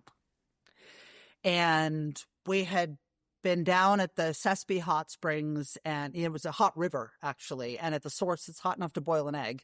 So you kind of have to go down and find the place where it's just the right temperature to soak. And it's still pretty darn hot. And there were a bunch of 20-something bicycle boys in latex. And I was not going to strip down and get into that river while those bicycle boys in their latex were watching me. So I'm waiting for them to leave. And they're fascinated with the horses. And Griff is getting more and more like, we got to get out of here. We got to ride today. And finally they left. And they're not supposed to be in there because they have wheels. And this is a wilderness area. And one of the rules is no bicycles, no chainsaws, no, no, this is a wilderness area. And I was not taking that seriously as a rule until we got onto the Johnson Ridge Trail. And that was the scariest thing I had ever done on a horse in my life to that date. And here we are with 4 questionable horses, some of them quite new to the idea of being out of a city. And we're on this trail, and I see a part of it washed out ahead. And it's only about 2.5 feet broad, but there is no trail for 2.5 feet. And the trail is only a foot wide anyways. And I just want off. I just want off. And there's no room to get off. And I don't care. I just want off. And Jesse will not stop walking. He just continues walking at his steady, methodical pace. And he literally growled at me, like deep in his chest. He's like, I've got this, woman. Be still. And so I sat as still as I possibly could. And, all 4 of those horses stepped right over that. They handled it fine. And then the very next time we got up to a hairpin where there was just a little bit more space, I'm just sweating bullets at this point. I'm shaking all over. I'm like, I'm getting off. So I got off and, but later we talked to some people who had been in there, and a woman had been going up that when a bicycle was coming down, and the guy saw her at the last minute and slammed on the brakes, and his bicycle and him wound up literally under her horse. And nobody died that time. But there were other stories from people at the Backwoods Horseman Dinner that said, oh no, everybody we know has lost a horse in the backcountry somehow. The most common is actually highlining, horses strangling. But that thing of people on trails with bicycles who shouldn't be there is deadly. It's real. Literally real and deadly. And one of the things that I looked at and was very questioning, but like, what do you even do, is if your horse dies in the wilderness, you're responsible to get them out. I'm like, wait, you've got a dead horse at the bottom of a canyon someplace. It's already bad enough, but like now you're supposed to get extra. I was like, okay, we're just not going to have any dead horses. So explain highlining really quickly to people. Okay, so highlining is actually what's legal. Highlining is you take a rope and put it between 2 trees high up above the horse's heads with a girth or something so it's not digging into the tree, because you got to protect the trees. And then you make a loop at various points along that line, and you tie your horses onto that loop so that they cannot get to the tree. So the whole thing is basically to protect the trees. However, you can't use that and expect your horse to graze. And you've got a rope that's just long enough that your horse can touch its nose to the ground and lay down if it wants to. But that's usually used in conjunction with a hay net. So you brought your weed-free, seed-free hay along, and you put it in the hay net, and you hang it up so your horse is tied up in one spot all night, eating from a hay bag. And I think when in high traffic areas like along the PCT, I think that's really the responsible way to do it. I'm not complaining about the rule. I'm just saying that when you're on a long ride and you're traveling across the country, you don't want to add 2 more pack horses just to carry food for the horses. Like, that was not going to happen. I think if you're on a professional pack trip, it's important. If you're using the same area over and over again, it's important. But for us, we needed the horses to be able to eat the landscape. And here's a question. Here's something I've always wondered about. So you're out here, you're in the backcountry in California, and there's some grass around, there's some trees around, there's some shrubs around. Explain how you tethered out on your rope, let's say a 30-foot rope tied to a halter. How did you do that without getting everybody tangled up so they could still graze and not get One thing we tangled learned up? early is you've got to set those ropes up so that the horses can't get tangled in each other. Because that's a rodeo right there you don't want to be in. So you need the horses double the length of the rope apart. And the easiest thing was you just tether one horse and let the other ones graze all over wherever they can. And then at night, the ones who had the most free graze and were the worst at tethering, we sometimes put on a pretty short rope on a tree because they'd had a chance to roll. They'd had a chance to graze, and we didn't need them getting tangled up and hurt overnight. And it's a huge issue that people just don't appreciate. You're asleep 8 hours. There's a horse tied out on a long rope. You really have to think this through. And you got to really think this through. You had a good system, though. Yeah. And then the other option is hobbling.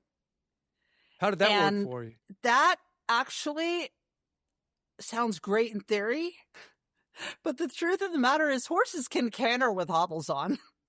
You too, huh? Never worked for me. Never worked. I don't do worked. It. I don't do it. Like, I can't keep up with a horse with hobbles on when they really decide to move.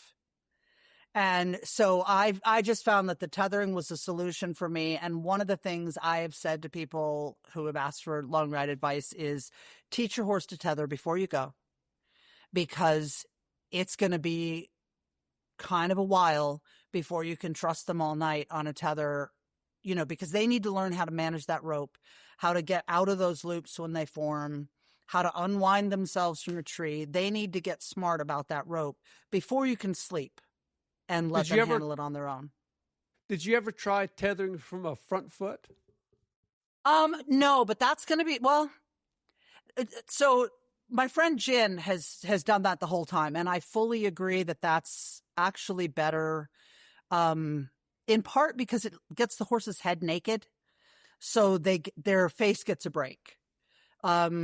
So they've got their bridle or their halter or something on all day, whatever you're using to steer them with. And so by doing that, you're able to just give their face a break, which is nice. Right. But I feel like once they learn how to do it, the foot tether is probably the better option. I had one horse that was tethering really, really, really well. And with the 1 foot, and this has been going on for a couple of weeks. He'd learned the rope. He'd figured the whole thing out.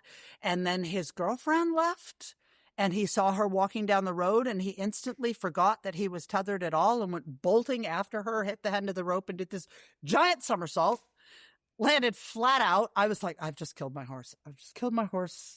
His hoof fell off, I'm sure. And he got up and shook himself. He was like a pit bull, man. He was fine. No, and it was the biothane hobble. There was not a single rope burn on him. He was not lame for a minute. Wow. He was fine.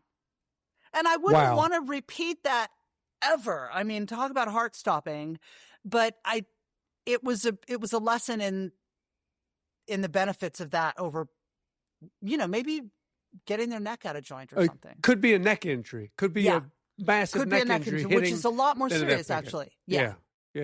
So we made it through that Johnson Ridge Trail, and then I got lost. And I read the map wrong, and we wound up in some place with a bunch of houses that were like summer places, so nobody's there. and we're trying to find our way out of there. And I got lost again.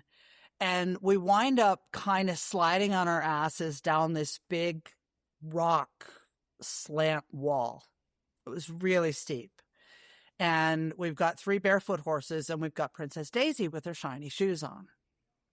And we get maybe, I don't know, another 100 yards and realize we were on something that was not the trail, and it dead ends, and we've got to go back. And I take Jesse up as first, and then Griff's at the bottom with the 3 mares, and she's going to send them up to me one at a time. And there's just this little stretch of pine needles and a little bit of dirt, just a little bit of traction there on the edge. And she sends up Feinhorn, and Feinhorn's partway up, and she sends up Cowgirl, so that, there's nose to tail coming up this. And Daisy gets all freaked out, and she comes running straight up the rock and slips on her shoes, falls on her side, and it's like dominoes or bowling pins. So I've got Jesse, and all the mares just go tumbling down the hill with the packs and everything else. And they were okay. Oh, it's amazing. It's amazing the resilience. It's the amazing the resilience. It can look just terrifyingly bad, and this is not to endorse no things going wrong. Not for a minute. But it's a little bit like watching horses in the pasture, and they'll kick each other, and you'll hear that thunk, and you'll be like, if that hoof had hit my ribs, I'd have broken ribs. But they're out there, then they're just going to go and keep grazing, and they're like, oh. And it's also like if you watch kids or anybody playing football, you watch kids learning to ride a bike, you watch people, like anything physical, it's physical.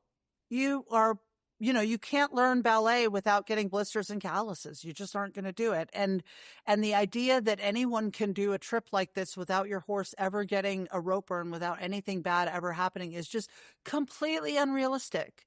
When you hike the Appalachian Trail, no matter how much you have prepared, you're going to wind up with blisters on your feet. Anything we do like this, you're going to pay for it in some way physically, and then you wait and you rest and you heal up and you move on. And that's key. That's key. Yeah. Or manage in some way. And you do the best you can to stay as safe you can. But the idea that anyone goes for 2 years without anything bad happening to them at all in any life is just unrealistic. And I think when people get on the social media and berate people for taking horses out of their stalls, I just want to remind them that if you're going to do anything real in the real world, there is a certain amount of risk involved. But if you're going to spend your entire life sitting on your chair, on your butt, streaming things on the television and going to work in your car and sitting there with your computer mouse, you're going to wind up with getting diabetes and a bad back. And, you're going to be obese. That's dangerous too. That's dangerous too. I mean, a lifetime eating McDonald's is probably more dangerous than a long ride. Yeah, absolutely. So that night we got the horses all up to the top of the hill finally. And it was dark now. And we made it back into where those buildings and stuff were. And we found a spigot that had not been turned off. And I had a serious case of bronchitis at this point, and it was windy. And I'm like, I have to get inside tonight. I feel like I'm going to die. And so we literally found an unlocked window on a garage. And Griff went through the window and opened the garage door about 1.5 feet. And we shoved all our packs under and set up our bedrolls inside. And we had the horses tied up. And at that point, all those other horses hated Daisy.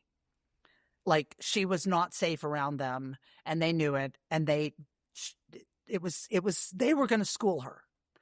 And so we had to keep everybody really well separated that night. And we spent the night in that garage and then tidied up as best we could. So apart from having swept the floor, there was no evidence that we had been there. And then, crawled back out. But then 2 nights after that, it got down to 6 degrees. And we didn't have gear for 6 degrees. And, you know, the creek is iced over, and once again, Feinhorn saves the day. Her little hooves, she was the secret weapon, and she just went down to the creek and she bashed through it with her hooves and broke it so that we could get to the water. But that night we had tried to tether the two that would tether and turn, and we had Daisy tied up because we didn't need her getting into any more trouble, and Cowgirl was loose. And we had, you know, those little shake and bake packets, you rip them open and they're like, they've got charcoal, activated charcoal. Sure. Yeah. Like hand warmers. Yeah, like hand warmers. Yeah. So we had those packed in. We'd wrapped ourselves up in Tyvek as to hold heat like house in. wrap. Like house wrap, because we were like, we did not have, I mean, Griff didn't even have a sleeping bag. She was using a wool army blanket. And so we bundled up in everything we had, and we wrapped ourselves up together in the Tyvek with all of these little hand warmers, two, you know, one each in our socks, one each in our gloves, one each right over our kidneys, and one in our hat. And we were actually warm enough that way. And then at 2:00 in the morning, we hear this squealing and thud, thud, thud, thud. And Cowgirl has gone over and is just beating Daisy up. So we had to get out and get cold and tie Cowgirl up and make sure Daisy was okay. But that was the coldest night of the whole trip. And 6 degrees. 6 degrees. Yeah. So you're in the mountains, I guess the southern mountains, which can get brutally cold in the winter. 6 degrees is pretty cold. That's really, especially if you don't have the gear for it. Yeah. Even if you do, 6 degrees is just proper cold. It is. Man. It is. It's really cold. It's really cold. So you get through that, and then talk us now through, and I'm just breaking the trip into thirds. Yeah. You know, whether that's the way it worked or not. But the way I see it is you got going down California. Right. You're going across roughly the Midwest to the southeast, and then you're going to come up the western side of the Appalachian Mountain Range and end up at the end of the trip. Talk me through that next third. What was that like? Okay, I'm going to give you one more piece because this is an important piece. We went across the Mojave Desert. Minor piece. Jesus. Minor piece. I've kind of simplified your trip. I'm sorry. Yeah, that's all right. I'm just trying to give you the highlights here. So now we're in the groove. We've got it going. We've got 4 horses. We're making our way. We've got a routine. We're feeling pretty good. Somewhere in there, my parents are having their 50th wedding anniversary, and they want the whole family together at Disney World in Florida. Now? Now. And how do I say no, right? Yeah, you're not saying So our friend Fox flies over from Ireland, and he takes my place. And so now, and Griff this whole trip has been a little hard on Griff's and mine's friendship because she doesn't want to be the sidekick, but she actually hasn't been camping other than car camping. She doesn't have a lot of horse experience. She's not interested in keeping up with the blog. So she's the one doing the cooking and the hitchhiking. And so now I'm gone. And for a week and a half, she's me. And she gets to run it any way she wants. And now she's the one who's got a rookie who has no idea how this is going to work. And she's got 4 horses, so it's a lot to handle. And suddenly she's like realizing, oh, this is this is how it goes. This isn't C being a control freak. This is just how it needs to happen. And so I got back from Disney World with a tan and having put about, and when you're sleeping in the cold every night and you're out working like that every day, I literally could not eat enough to keep from losing weight. How much weight did you lose? What did you start at? So I started at 200, and by the time we got to the bottom of the Central Valley, I was at 165 in 2.5 months. Wow. But like coming, that place where I told you there used to be a lake? Yes. Well, every night that lake resurges in the form of fog. And it would come up into our tent, and the inside of the tent would be full of condensation, which would freeze. So then you wake up in the morning getting rained on. And whatever time it is when the sun comes up, that's it for sleeping, because you have to jump up and throw that tent off of you so it stops raining on you, or all your gear is going to get wet. So, yeah. Oh. So now we're in the desert and that isn't happening. And I get back from Disney World and we're getting ready to go into the Mojave, and there is no grace and there is And what no does water. the land look like? What does it look like there? It looks bleak and bare. It's dry enough that the barrel cactuses are dying. You see skeletons of barrel cactuses. You see saguaro, but I don't actually know how to get the water out of those. So they're pretty to look at, but not very useful. There is a giant canal full of water, fenced off so nobody can get to it, that's taking water from the mountains to like LA or something. And we had canvas water buckets from Sears and Roebuck, and we would tie those onto ropes and throw them over the fence into the rushing water and hang on. I mean, you had to tie the rope onto something because the power of that water was so intense, but we could get water that way. But there was still nothing to eat. So you had to throw the bucket over the fence, drag it back over the fence, and Right. give it to the horses. Give it to the horses. That's wild. That and was no wild. grass. And no no grass grass. around. So Fox comes over from Ireland, where it just rains all the time. And he is gobsmacked. He's looking around like, wait, when's it going to rain? Yeah. What is this? How do people Yeah. live out here? And we're like, Fox, look around. They just legit don't. Nobody lives out there. And it wasn't sand dunes either. It was rocks and giant boulders and very small, scrubby little plant things and just a whole lot of nothing.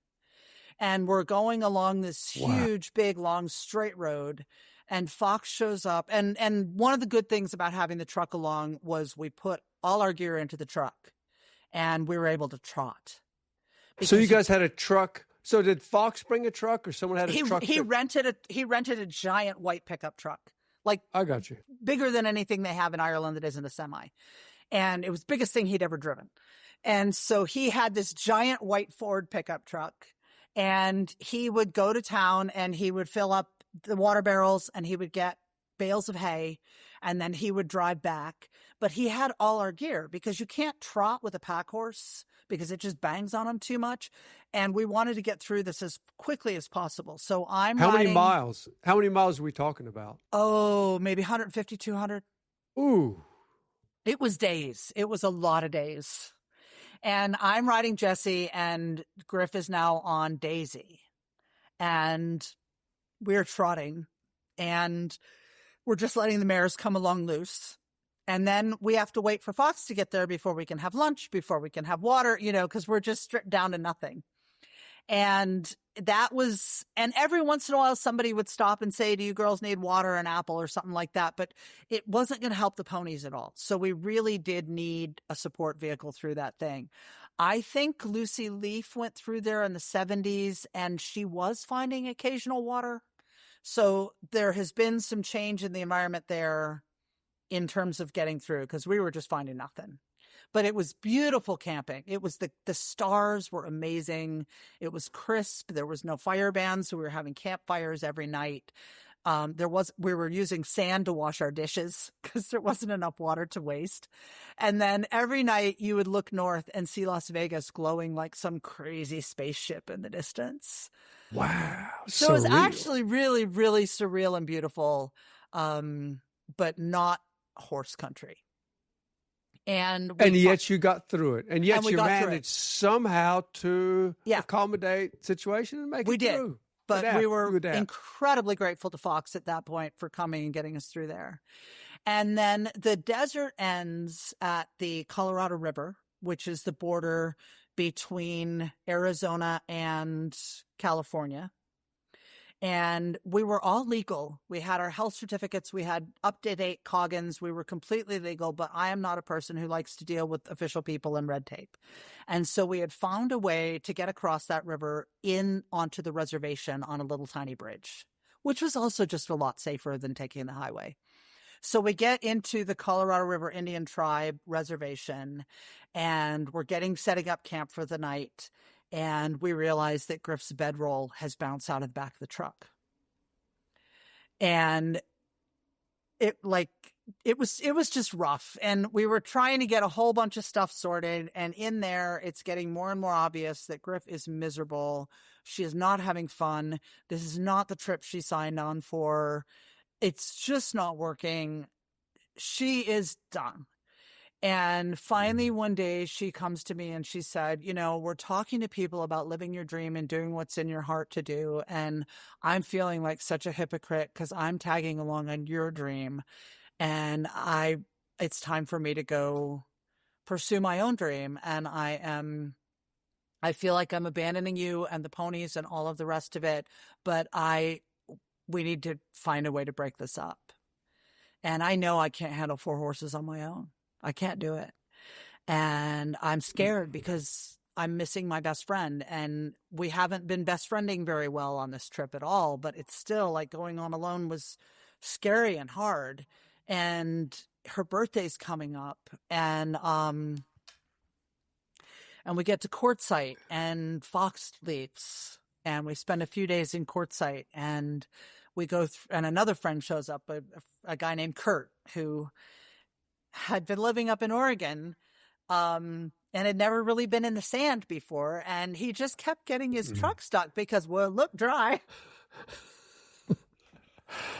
So Kurt got us through the Kofa National Wildlife Refuge. And we get out to Tonopah, where there is a hot springs. And I've been going back there off and on since 1999.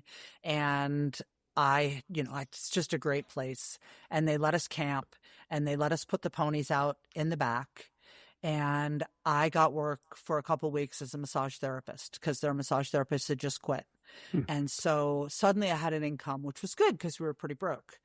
And we found homes for Daisy and for Cowgirl because Griff's one condition is you have to keep Feinhorn.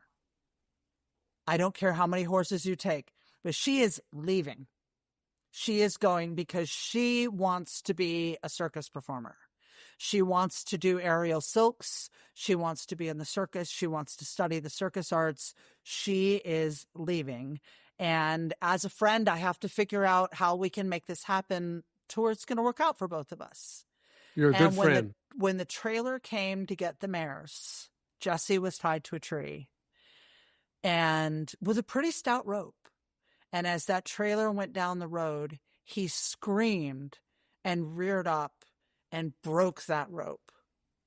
And weirdly lucky for me, it was enough of an impact that he tossed himself on his butt and he had to get up. And I was close enough I could grab the rope and keep him because he was going with them to bring them back. Like he took his responsibilities. I mean, he was a gelding, but he was the herd stallion and he took that really seriously. So that was just heartbreaking. But now I'm down to 2 horses and 1 me. And so it's you, it's me and Jesse James and St. Feinhorn. And wow, the core that you kind of started with. That was the heart of it. That was where we started. And blessings on Griff for getting us going and helping me have the courage to get started. Like, owe her forever for that. And she left and went up to, I think, Boulder for a circus school up there, and eventually wound up in a circus school in New England. And, so she's making her living now with the circus arts. Like she is literally wonderful doing that. That's really, her dream. That's her dream. And she found the courage and she really did it and could not be more impressed with her and inspired by her. So that's the first third right there. And now I'm on my own. And I'm starting again from scratch, and beginnings are really hard. And the first night, it's my job to find a place to stop. It's my job to go knock on the doors. It's my job to call on the phone. It's my job to find us a safe place. And everybody says no. Again and again and again. I mean, 4 or 5 times. No, I'm sorry. Maybe you could try up the road. oh, have you thought about this? And I can't do this alone. I can't do it. I'm going to fail. And it was terrifying. And I thought I had gotten past the fear. And now it's getting dark, and I'm going along with my ponies that I'm responsible for. And there's a bunch of Mexican guys on the back of a pickup truck who invite me in for a beer. And I say, I have to stop for the night. I got to find a place. I don't have time to stop. I'm really sorry. Do you have any idea? And they sent me with very good directions to a place called El Dorado Ranch. And it was 3 generations of Mexican men. And the one in the middle, the dad, had started coming over to the United States when he was 11 years old with a backpack and going to school and learning English and getting jobs, and met a woman and married her. And now he did real estate, and he brought his dad, and he had his son with him.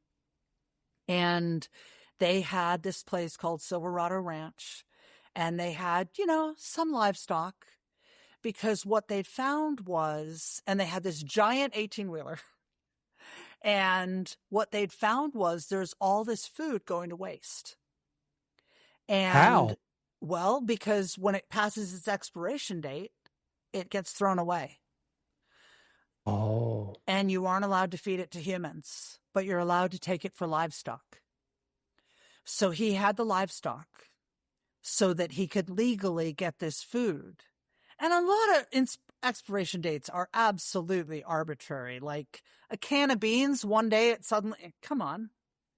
And so he was spending 2 days a week going around to all the grocery stores and picking up the food that was past the expiration date and then distributing it to 60 families.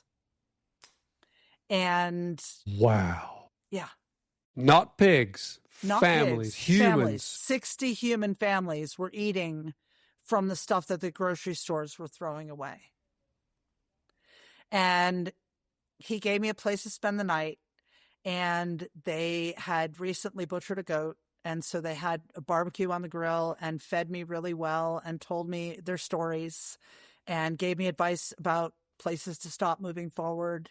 And that was what I needed to have the faith in myself that I could find people and I could stop and keep the ponies safe.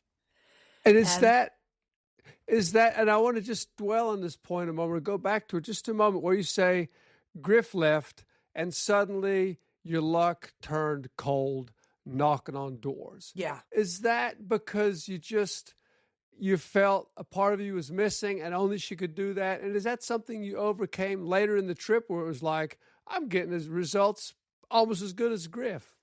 No, it was She was just good. She was really good, but also I felt 5 times as good. But I also felt like that first night was just the first night out, and I don't know if it was something in my vibe. I don't know if it was the area I was in. It was never that hard again. It was never that hard again. It was just that first day, starting out that first time on my own. I was just sure it was never going to work for me. And it was never that hard again. It was just that one night. And I'd occasionally get a no. I would get 2 no's, but like it just never was that feeling of this isn't going to work without her. So do this. So let's pretend you're knocking on my door. Right. And I open and I see Yep. you, and I see St. Feinhorn and Jesse James. I see a woman. Right. I see a woman with 2 horses. Yeah. What do you say to me? I say, hi, my name is C, and I'm riding across the United States with those 2 manure factories that are grazing on your lawn. And we're looking for a place we could stop for the night. And I saw that paddock over there, and I was wondering if that might work, or if you have any ideas of a place we might be able to stop for the night. Come on in. Come on. Fine. Right? Wow, that's impressive. That's And owned. 95% of the time. And I have a weird knack for making the improbable seem very normal. I've had this my whole life. I can make anything just feel like, yep, just this is how it goes. And do you know about mirror neurons? Yes. Okay. Explain mirror I feel neurons. we have these things called mirror neurons, which cause people to resonate with each other in terms of a vibe or a mood or something. And so I have mirror neurons that are very strong projectors in terms of saying, this is a normal thing. I'm a very safe person. I have the ability to vibe that you have nothing to be afraid of from me. I'm doing a wonderful thing, and you really want to be a part of this story. And I'm sold. And I also have the kind it. of mirror neurons that if somebody is throwing bad vibe at me, I feel it really strong. And so if it's a creepy situation, I've got really intuition to pick that up and say, I need to leave here now. Give me an example of one of those.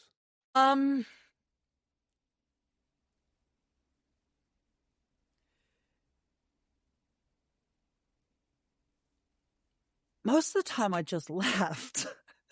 But if I got somebody who was questioning my, was saying, it's hard to give an example because like if I'm on the phone and somebody's not being friendly and I'm getting a sense that they're judgmental, I'm just going to say thank you for your help and get off the phone as fast as possible. If I get a sense that somebody's being creepy, I'm going to get out of there.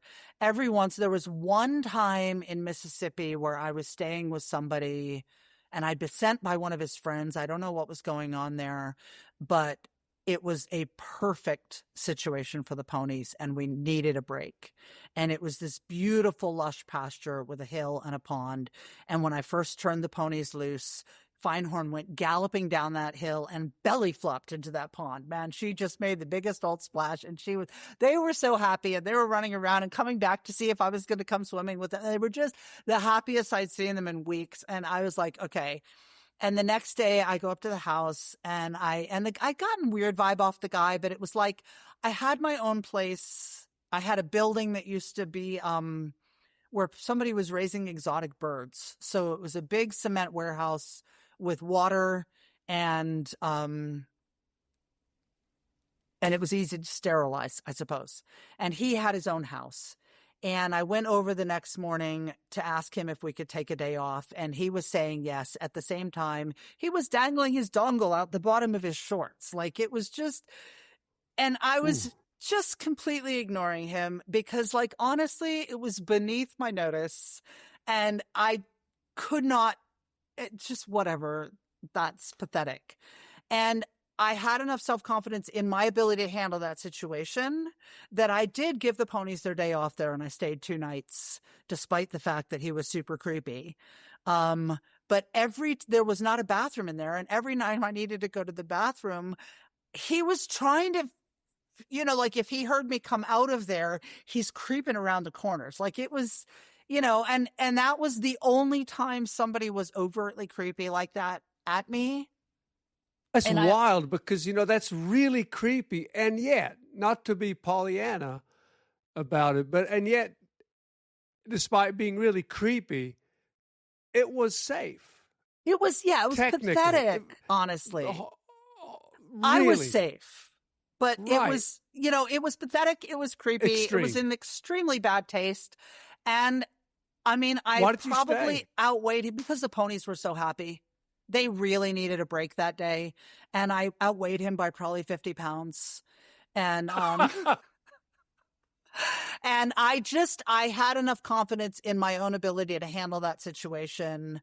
Good mirror neurons. Good projection. I was like, okay, I'm not going to let this get to me.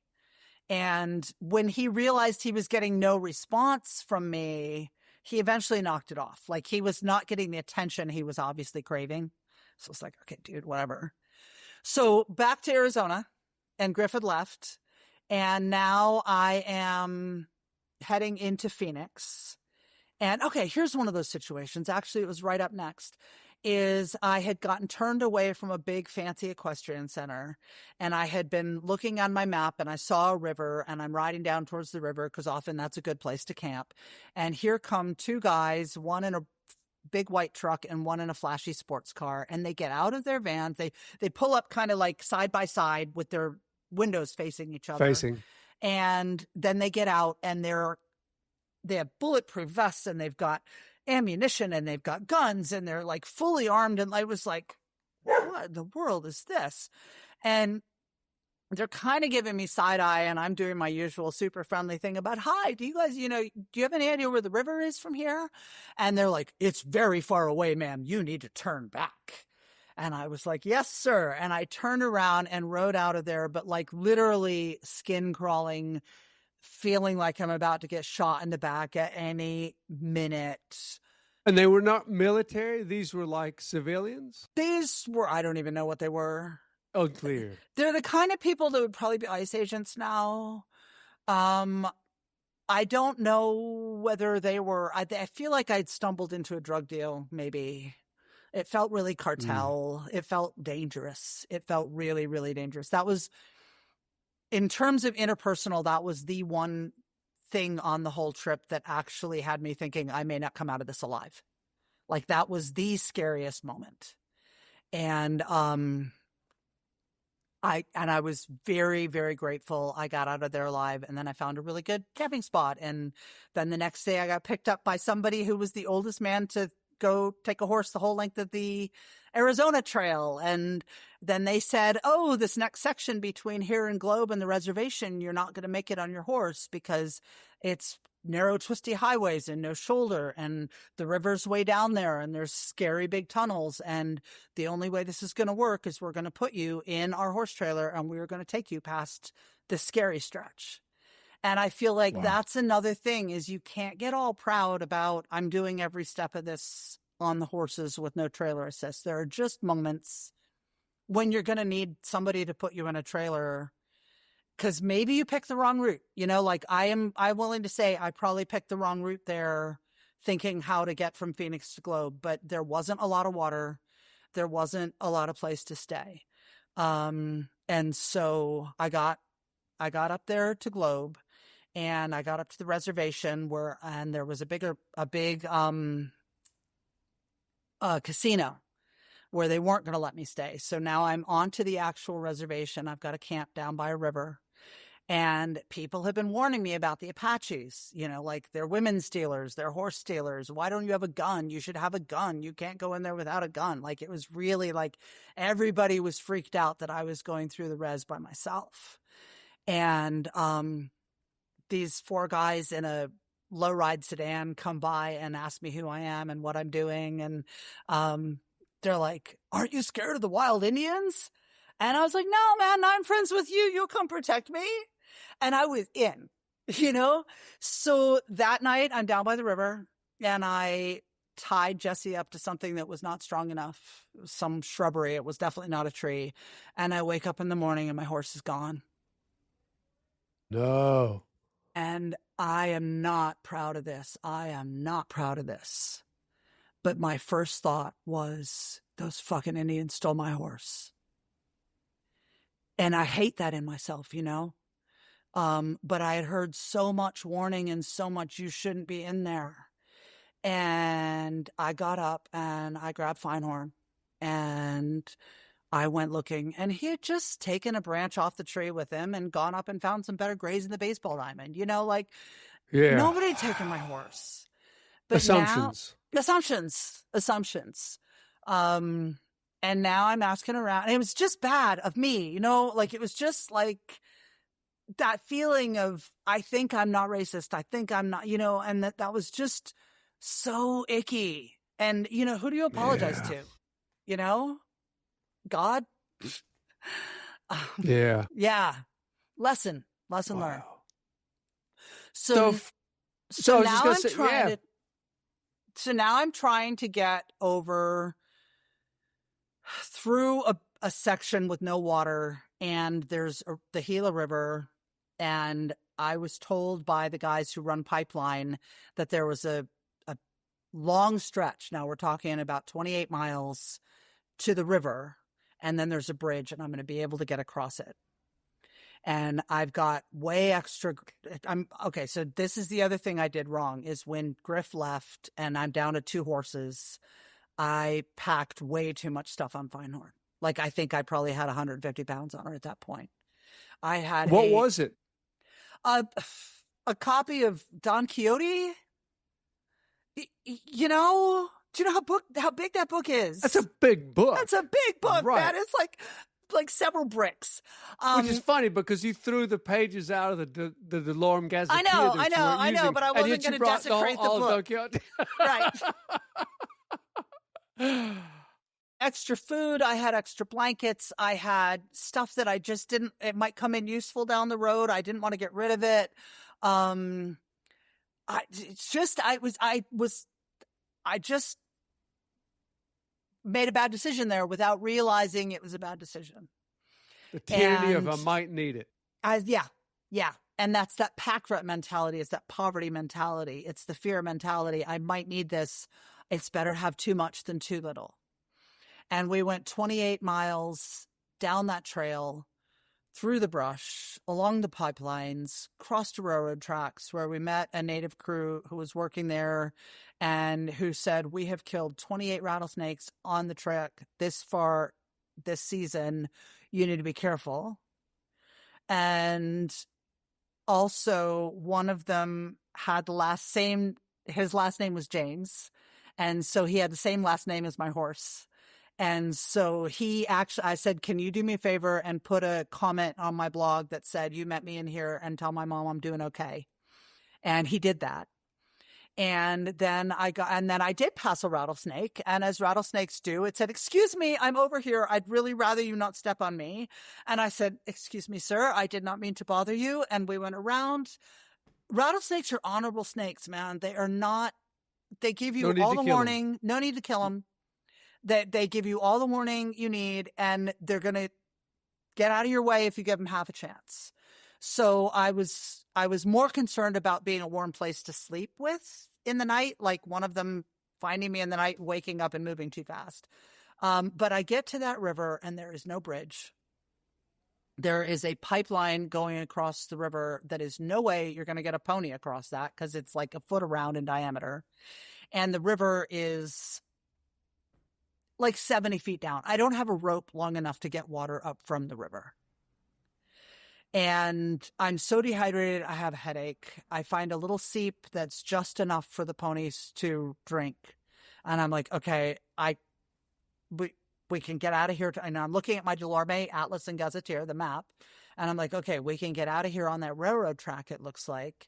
And I was not hearing trains. So I'm thinking this is a defunct railroad track. And in the morning, I woke up and I start packing Feinhorn and I realized that her withers are hot and swollen. And we're 28 miles out one way and 20 miles, maybe 15 the other way. And if we stay where we are, we will die. And I dumped out every extra thing I could, except for Don Quixote. I hung on to that. And I put that saddle on her. She was not tied up. I was not holding the rope.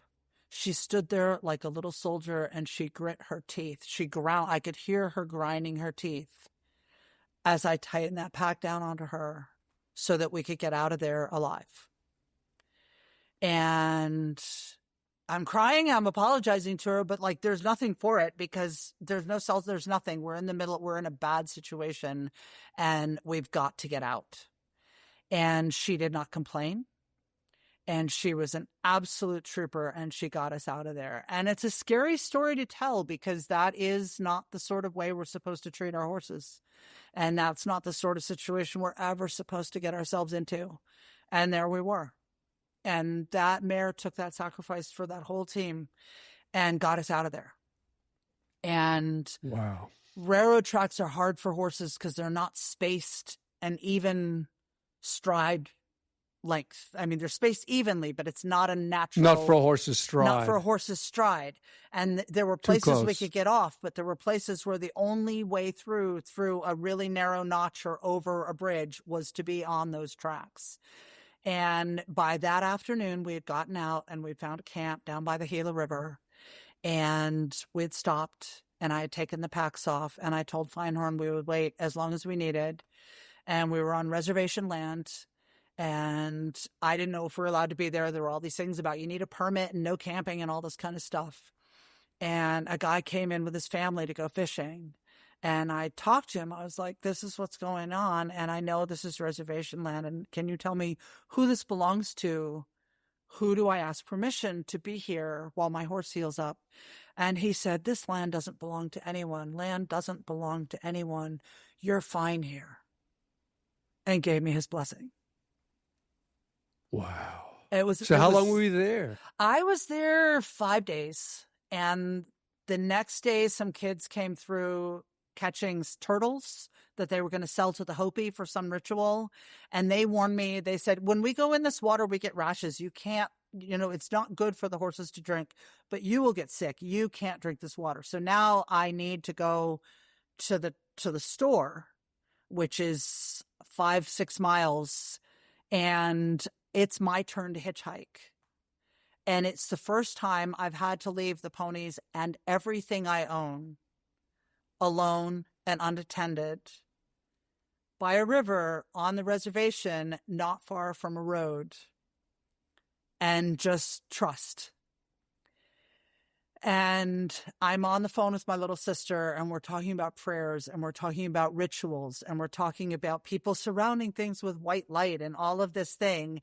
And we're talking about statistics and how all of those rituals and stuff are basically a way we make ourselves feel better so we can calm down and do the thing we need to do.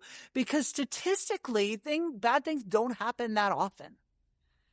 Bad things happen. This is just life. But statistically, it's rare. So I spent a few days there, and I went to the store where there was almost no food, but there was gallons of water, and there was some Gatorade and, stuff like that. And so I would load up, and I would stand in the parking lot until I could find someone willing to give me a ride back with pounds and pounds and pounds of water. And then I would wait and read Don Quixote under the tree as the ponies grazed. But at a certain point, we're kind of running out of food. We're running out of graze, and it's obvious we can't stay there the whole time. And so I packed up Feinhorn one more time, but put all the weight on Jessie this time. So I just had her carrying an empty saddle, put all the weight on Jessie. We went through the reservation.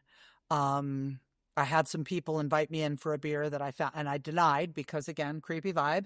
And I found out later that some backpacker had said yes, and he woke up the next morning with everything he owned gone. And he was... They'd put something in his beer that knocked him out, and he woke up in his boxer shorts with nothing. So good idea there. And then I stopped for a few days with an Apache preacher who took me all over the place like his captive white woman to show me off. And it was just, it was a whole scene. Wild. And he had a television show on in his living room that was on 24/7, and every single story was about a young man of color getting into trouble. And I started thinking, man, this is a really dangerous place I'm in. And That's then heavy. And then I started paying more attention, and I'm like, wait, that one was from New Jersey. Wait, that one was from like 10 years ago. Like, as I actually started tuning into the stories, it's just a Fox News propaganda show to prove that young men of color are the problem and that they're dangerous and you need to be afraid of them. And I'm thinking, this is playing on the reservation. And how do you feel if you're a young man of color and that is what you're watching? That's anyway. So that was kind of shocking. And I was like, okay, I need to get out of here. This is not sustainable. The one fun part of that is I got to go to a church service that was half in Apache and half in English. And to hear the language being spoken by native speakers was just, and nobody bothered to translate. You just walked up there and said your thing in whatever language you're most comfortable in. Okay, and that was beautiful. So then I get one more day, and I think I found a place where I can camp by a spring. And I get adopted by the Mormons. And And, you What, know, did they convert you? Did they convert you to Mormonism? well, see, this is the thing. I'm getting warned about the Apaches. And then the Apaches warned me about the Mormons. And then the Mormons say, if you become a Mormon and convert, then you will be helped by other Mormons all the way across the country. And your ride will get much easier.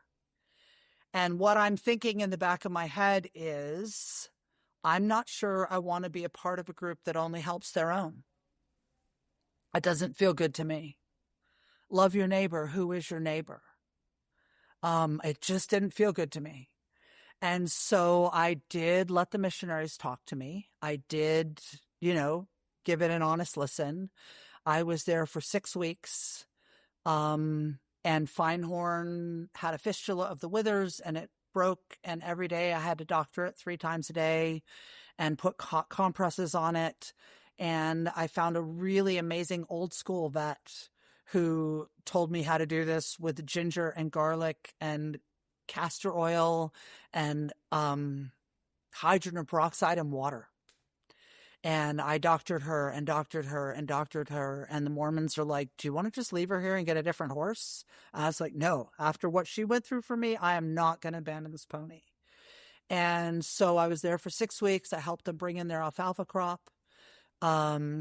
I watched them castrate a mule with no anesthetic because of the belief that the anesthetic would somehow change his personality. Well, I'll tell you, the trauma of being castrated with no anesthetic changed that mule's personality. And Jeez. that guy's daughter and granddaughter and great-great-granddaughter were there. And so I was down in a compound with them and they were awesome. And one of them said, oh, I'm a Jack Mormon.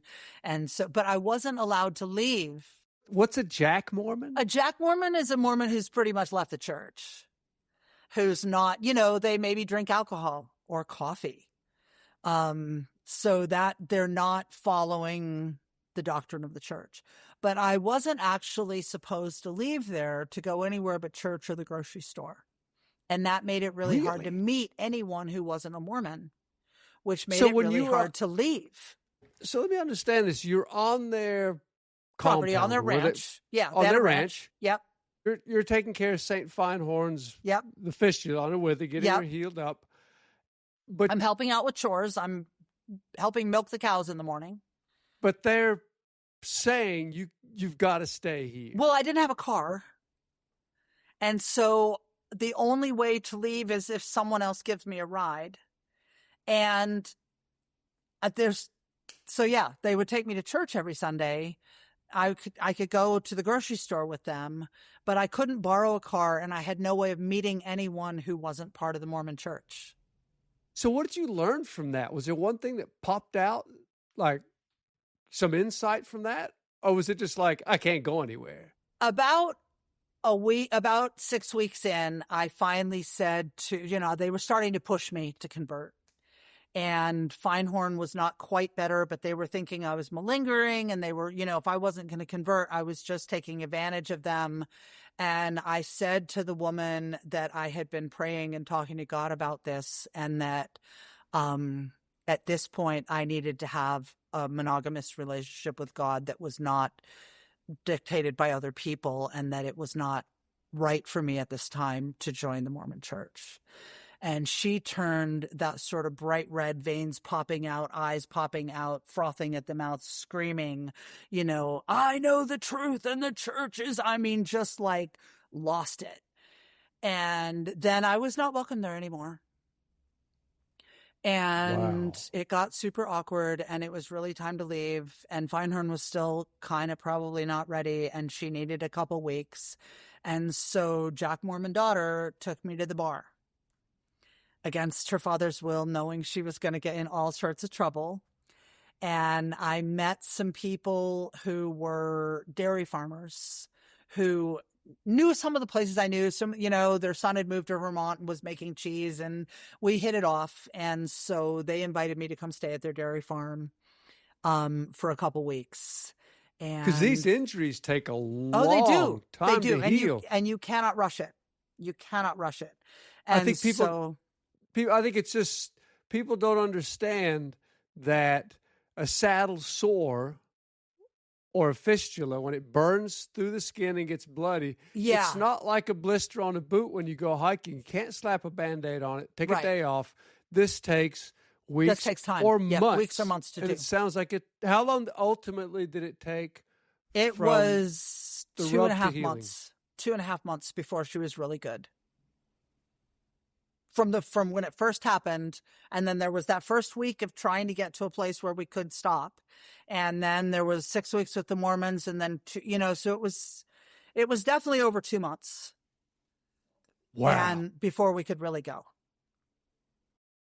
And here's the problem: is that summer's coming. We're in the desert. We're in southern Arizona, and it's June. And this is not good. And so we finally got, I was really looking forward to going through the, to reserve in the Gila Wilderness in New Mexico, because it's one of my favorite places. And the day before I was planning on leaving the dairy farm, I found out that it was on fire. And 800,000 acres wound up burning. And I was just going to wait it out, and then I was go. And then somebody, a forest ranger, finally took hold of me and explained very calmly that there was going to be no grass. But worse than that, the first time it rains, all of that ash is going to go down into the river. And it's going to smother the rivers, and the fish are going to die. And a lot of the flame retardants are toxic plastics, and that's in the river, and there will be no water that the ponies and I can drink, and I cannot go through the Gila Wilderness. And I was crushed because it was just beautiful. And then the dairy farmers pulled me up to the Mogollon Rim, which I didn't know existed. And northern Arizona, at some point back in history, prehistory, there was a giant earthquake, and northern Arizona went up 2,000 feet above the rest of it in this big... Really? Yes, it was amazing. Upheaval, wow. Escarpment. It was just, so there was this mad earthquake, and all of a sudden a 2,000-foot vertical drop between cactus and rattlesnakes and the Mogollon Rim, which is Jeffrey Pines and lush meadows and springs and little ponds. And I went and I was like, if I ever get reincarnated, I want to come back here as a cowboy, please. It was beautiful. And that was the best part of the trip. And every night, and I'd go 15 miles and I'd find a place with a little spring going into, like a pump into the little cold box. So it was coming right out of the wall into a water trough. There'd be some sheep herder cabin, and maybe I was sharing it with a porcupine, and there was a hole in the floor that I had to kind of work around. But it was just beautiful. It was amazing. I went through Alpine and met some firemen who invited me to the worm races at the bar in Alpine, which was like the worm races. Yeah, they're racing inchworms with spraying water bottles. It was madness. And this was this big history thing that they did all the time. And it was just, I loved the Mogollon Rim. Like, I still want to go back there. It's just magical, beautiful. And it smells amazing because the Jeffrey Pines smell like sugared vanilla. And so you're going through this perfume like it was just, anyways, loved that. So that was when I kind of pulled it together. And that was my 47th birthday. And I was suddenly having this feeling of, this is what I was meant to do. This is what I was born to do. This is beautiful. I was just absolutely in love at that point with the ride, with the ponies, with everything. It just got easy for a while. And, wow. Because I asked you earlier, like, when did it feel like you were hitting? That was when it happened. I got up on the Mogollon Rim, and suddenly it was like, I can do this. I want to do this. This is way more good days than bad days. This is the most beautiful thing. I couldn't have planned this. I never knew this existed. And it was July, and we'd left in October. It's like 8-9 months into your trip. Of being really hard. Wow. Yeah. Wow. That is a rocky start. That was a rocky start. And then I took the cross-country route on the old mail trail into New Mexico. And that was scary. At one point, I fell off a cliff, and Jesse pulled me back up with the reins. it was beautiful and scary. And then I got a tip of how to go through the Pecos to get over the Continental Divide. And that was up above the tree line and big storms, and it was wet and it was nasty. And I'm going down ankle deep in water and thinking I'd still rather be here than anywhere else. Nothing could mess up my mood. All of a sudden I turn around and Feinhorn is not with us. And I had just been letting her come along because she was great at that point. Like, I didn't need to keep a string on her. And Jesse had tripped over something, so he was a little off on one leg and just a little sore. So I was leading him, and the weather was shite. And we're coming down this path that is now a creek, and my pack pony is nowhere. And I tie Jesse to the tree and ask him to wait for me. And I go back, and my hat had fallen out of the saddlebag, and she was standing there looking down at the hat. I'm looking up at me. I'm looking down at the hat. I'm looking up at me like, I thought you might want this. She was waiting for you to come back to the hat. She was waiting for me to come back to the hat. So I didn't not have my hat. Right? So that night I get down to this beautiful camp, and Jesse was a little lame. And I was like, you know what? And you know that thing you do in the wilderness where you tell a bunch of people, I'll be out by this time, and if I'm not out, send help. So I'm really conscious of that. And I'd given myself a few extra days, but I'd also gotten myself a little lost a few times, because that's me and that's how I roll. And so, and you know, you at a certain point, you just can't even get mad about it. It's just like, yep, here we are, lost again. Let's figure it out. And so I was in this place, and the cows would come through, and there's a creek, but there was good graze on the other side. And I'm in my flip-flops, and it's cold, like, you know, rainy cold, not like really cold, but rainy cold. So my feet were a little chilly, and I wasn't paying a lot of attention, and I was taking Feinhorn over to tether her out for the night. And I somehow caught a staub as I walked over a log between my two last toes and the next one. And I looked down, and my second to last toe on my left foot is now at a right angle to the other toes, laying on top of them, pointing due west. And I'm like, that's not going to fit in my boot. I'm going to have to fix that. This is super bad. And I'm alone. And I go and I take 3 Aleve, and I drink the rest of my medicinal whiskey, which was maybe 3 shots. And I put my toe in the cold creek until I could not feel it anymore. And I went back in my tent, and I made that toe line up with the rest of them. And then I wrapped it. And then I was really, really glad I didn't have to leave that day, because it was another 3 days before I was going to be able to put my boot on. Mm. And these are lace-up boots, but it was still like I was not getting out of there without the boot. And now Right. I have a broken toe, and it hurts.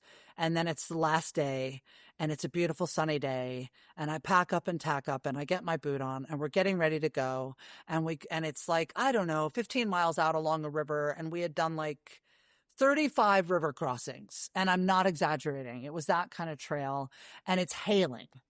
And I've got hypothermia by the time I come out at this Christian camp, and I literally, my fingers don't work anymore. My brain doesn't work anymore. I can't even untack my own horses. I can't think. I am having a hard time figuring out even how to ask for help. And it turned out the weekend before, they had had their whole staff go through a first aid seminar, and one of the things they learned about was hypothermia. So now they had a time to practice. And I was so incredibly grateful, and they were in all the best spirits about it. And they helped me get the horses untacked, and they got me into a hot shower, and they got me some chicken soup, and they gave me a cabin to be in for a few days. And at that point, the ponies were somewhere. I had no brain until the next morning. And I came out of it okay. And so that was me crossing the divide. So we've been through California, the Arizona, Right. the divide. Take me down to that deep south where you're going to take the turn up through the west side of the Appalachians. What was that like? I've got one more thing to tell you before we get there. Yeah. Okay. I'm in New Mexico. And when I was in Arizona, Katie Cooper, who's a long rider with a mule, who's another long rider, Katie got in touch with me. And right when my ride with Feinhorn and Jesse blew up and I had to stop with the Mormons, her ride blew up because her mule didn't want to be alone. And he pitched a fit and almost killed them both. And she was my friend during that whole layup, and she was encouraging, but she said, there is this thing called the Long Riders Guild, and you have done 1,000 miles and you should probably get in touch with them. So when I was in New Mexico, I finally got the word from Cahalan that I was accepted as a member of the Long Riders Guild.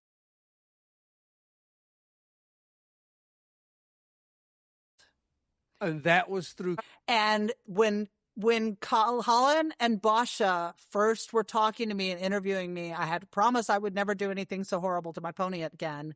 But they were asking me, how are you financing this? And do you have a sponsor? And finally I was like, I'm doing this like Miss Annie Wilkins did this. And if she was alive, you wouldn't let her in either. And that was what turned the tide. Because apparently in Europe, everybody's got some nobility person to sponsor them. I don't even know how it works. But like the fact that I was out there on a shoestring was very disturbing to them. That seems outrageous. Yeah. That's the whole spirit of this I know. gritty travel. At least in America it is, in the United States. So I claimed Miss Annie Wilkins as my patron saint and mentor and told them about how reading that book. And I got me thinking that 60 years before my ride, she had done that. So this book is the last of the Saddle Tramps. It's the last of the Saddle Tramps, the original one that she wrote, not this Takeoff Now. And so I had read that the summer before, and I was thinking 60 years before her ride, we didn't have cars. This is how everybody traveled. So 60 years after her ride, could I still do this? So that was a lot of what got me, apart from desperation and heartbreak, that was the thing that said, I bet I could do this ride. Let's find out. I wonder what happens if. And so in New Mexico, Cahalan and Basha said, finally, you are a member of the Long Riders Guild. And / however, we would like you to turn this into the Miss Annie Wilkins Memorial Ride. And finish your ride in Minot. She rode west, you're riding east. We understand you're not really following her trail, but let's stay in the spirit of Miss Annie Wilkins and finish up in Minot. It was their idea. And that turned out to be a weird blessing in disguise, because at that point, people were saying, are you riding for a cause? And I was saying, no, I'm riding just because this is something I've always wanted to do. And I feel like the world would be a better place if we all did the thing that's in our heart to do. But it wasn't a good answer. And it was not working for me in terms of the reality that I needed help financially to be able to finish this ride. So why do you think people want a cause? They want you to have something bigger than yourself. You need to have a reason to be doing this. You don't need to be raising money for the Kidney Foundation, but you need to have something going on that's bigger than just, I'm a dilettante. I don't need to work. I'm taking off to do this thing because I think it's fun, la-di-da. Like, what's wrong with that? I do it all the time. I think so too. I mean, I don't think there's anything wrong with it, but I think for people who are really struggling to survive, that's a hard pill to swallow. I think it makes people feel like they're maybe not as courageous as I'd like to be. I feel like there's just, and then I think the other thing is when people say, are you riding for a cause? They want to be involved in that thing. And there's a subtext that they're looking for a reason to open their wallets and donate to something that makes them feel good about themselves. And my truth was, I didn't have the money to do this. And if every time somebody handed me $20, I had to turn it over to the Kidney Foundation, and I have a kidney disease, like it's killing me.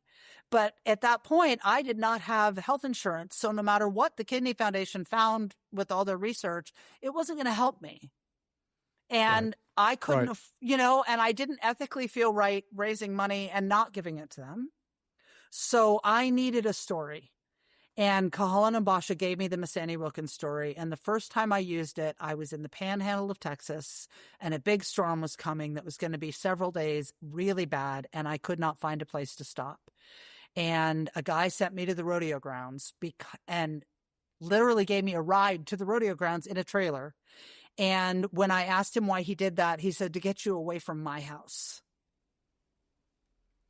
And then Wow. in the because I was a tramp and he was rich, and he didn't want riffraff around. He didn't want me possibly stealing or being, like he didn't want he was scared of me. Wow. And so as we went on the way, I told him the Miss Annie Wilkins story. And in the morning he called, and I was perfectly happy at the rodeo grounds. And he took me out for breakfast, and he goes, get up, pack up, I'm moving you. And he had an apartment that he used to put people in for business. And it was Texas posh. There was a cow skin with spots on the floor. It had my very first Keurig machine on the counter. There was a hot shower. There was a washing machine and a dryer. There were beds with the crisp white hotel sheets, man. His daughter and his wife came over with pot roast. They spoiled me rotten. Just because you had because a cause I had and they a wanted good to hear it. story. I had a good story. And I think one of the things I learned, and this is why I wanted to jump back to that, is I feel like the thing that really turned my trip around was having the right story. And when you're doing something like this, you have to have the right story to bring people in and let them feel like they're part of something worth supporting, something that is bigger than you and bigger than them, that makes them feel happy about themselves. And by talking about Miss Annie Wilkins, who had the faith to set off on this trip with no money, with a $35 summer camp horse named Tarzan and her dog, after her doctor had said, you've got 2-3 years to live if you live quietly. And she's like, live where? I'm losing my property. Nobody wants to take care of me. And she got on her horse and she did the thing. And she lived into her 80s, 20 more years. And so I feel like I had a story then of hope and courage and resilience in the face of long odds. And that turned the trip around. And then I went through a stretch all across through Oklahoma and all the way pretty much up to into Louisiana, where I just felt like this is what I was meant to do. This is great. People were taking me in and then passing me on to their friend who was down the road. And every 15 miles, I had somebody who was excited to have me come there and stay. People were calling reporters. I had one couple who invited me in to stay, who literally 2 weeks before, someone had broken into their house. They were an older couple and they were having their granddaughter over for dinner. And they tied them all up to kitchen chairs and threatened them with guns and stole all sorts of stuff from them. And those people welcomed me in and called the newspaper and gave me a place to sleep in the barn and brought me in for a family dinner and welcomed me like I was family. That was so brave.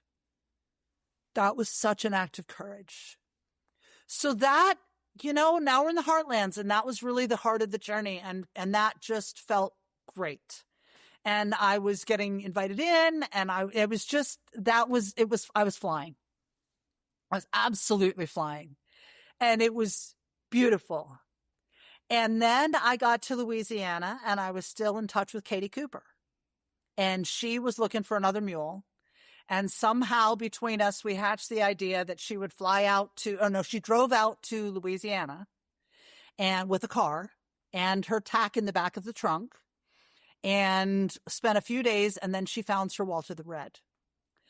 And okay, so now I understand, because Katie and I have talked. She actually did a fair bit of editing on the Two Mules of Triumph book. Mm-hmm. And she'd mentioned your trip. She'd mentioned spending time with you, but she's in Arizona. So now it makes sense how you guys crossed. So we hooked up in Colfax. I think it was Colfax, Louisiana.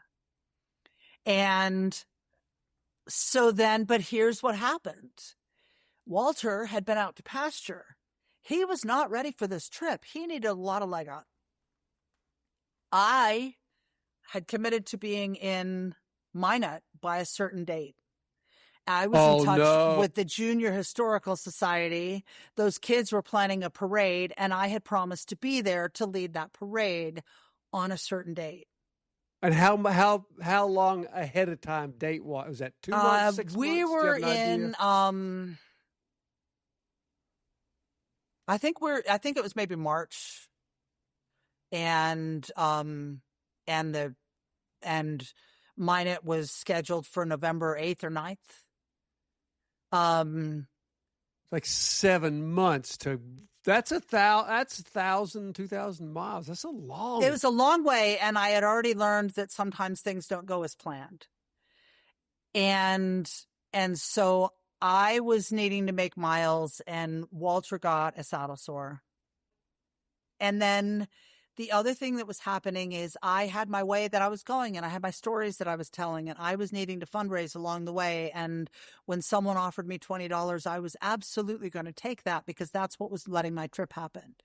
Yes. Katie had saved up. She had enough money to do this. She didn't want to take money from people. I was sitting at people's kitchen tables, and my entire jam was finding common ground with people. And I talked politics, and I talked religion, and I was getting into the nitty gritty of like what's going on with this country. And, like, let's get past the party talking points and figure out what we see as the real problems in this country. And from a pragma perspective, what might make it better? How do we fix this? And so that was what I was doing. That was the heart of my trip. And Katie let me know early on she was not comfortable talking about politics or religion or climate change or any of the things that were the heart of what I was caring about at that point. And two different styles. Two different stories. We did not have a story in common. And we liked each other as people, but it was the same thing with Griff and I. I was doing this to talk to people. Who are my fellow Americans? I want to find out who they were.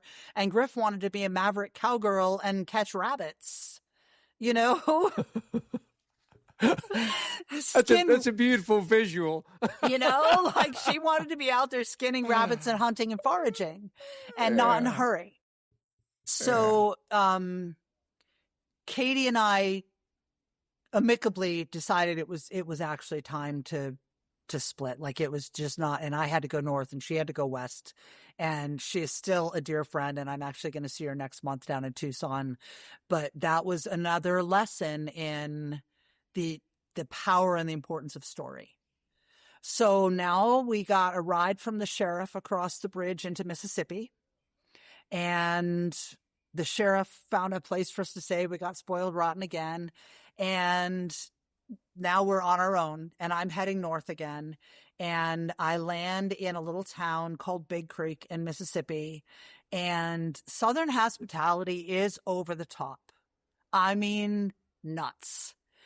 What's an example? Oh, a lady saying, I saw you on the news and I made you these muffins, standing out in front of her house, God knows how long, to give me those muffins.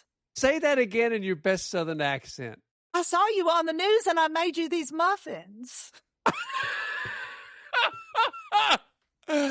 I'm there. I'm gonna have one of those. And she's and she's 80 and she can't stand up straight, and being invited into people's homes, and it was just, but also this is where the talk tax started to get really heavy. Because tell me about that. Everybody wants to tell me their story. And by this point, I'm a year and a half into this, and I've heard so many stories. And when you get sat across the table from someone and they don't break eye contact, and I'm feeling for you right now because I'm doing it to you, for 3 hours as they tell you their story, it is, if you're doing that every day. That was my version of singing for my supper, was this is how I was paying for my room and board, was listening to these people's stories. So just lead me into this. You show up, you've got the horses, everyone's taken care of. Yep. And then they invite me in for dinner. Invite you for dinner. Right. What are the 3 questions they ask? And then what happens after that? So they ask me where are you going? Why are you doing this? How are you feeding the usual pragma questions of where'd you come from? Where are you going? They always would ask something around, about a superlative of what was the worst or the best. And I hate those kind of questions. I'm not good at them. They wanted to hear stories. And then the next morning, usually, the man would have gone to work and the woman invites me in for coffee and breakfast. And then she needs to tell me about her life. And this had been going on since New Mexico. It wasn't new. But at this point, and people knew I was writing a book. And I was being really careful to not put people details in the blog.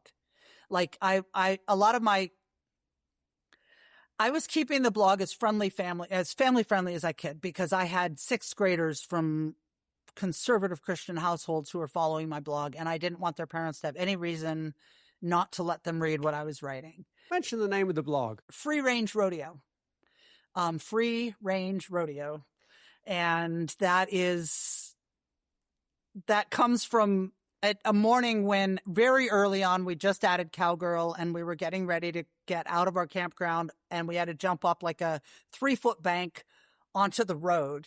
And it was a real road. I mean, there was traffic and stuff, and I was leading Jesse and Cowgirl, and Griff was behind us with Feinhorn, and Cowgirl went bolting past Jesse onto the road, caught his bridle in her stirrup or her bridle. I don't even know how it happened. And the next thing I know, the two of them are literally spinning this giant pinwheel out across the highway. And we got it all stopped on the other side, but it was just super crazy for a minute. And so it was like that free range chicken. You just kind of eat the landscape. And then there was our rodeo. That's right.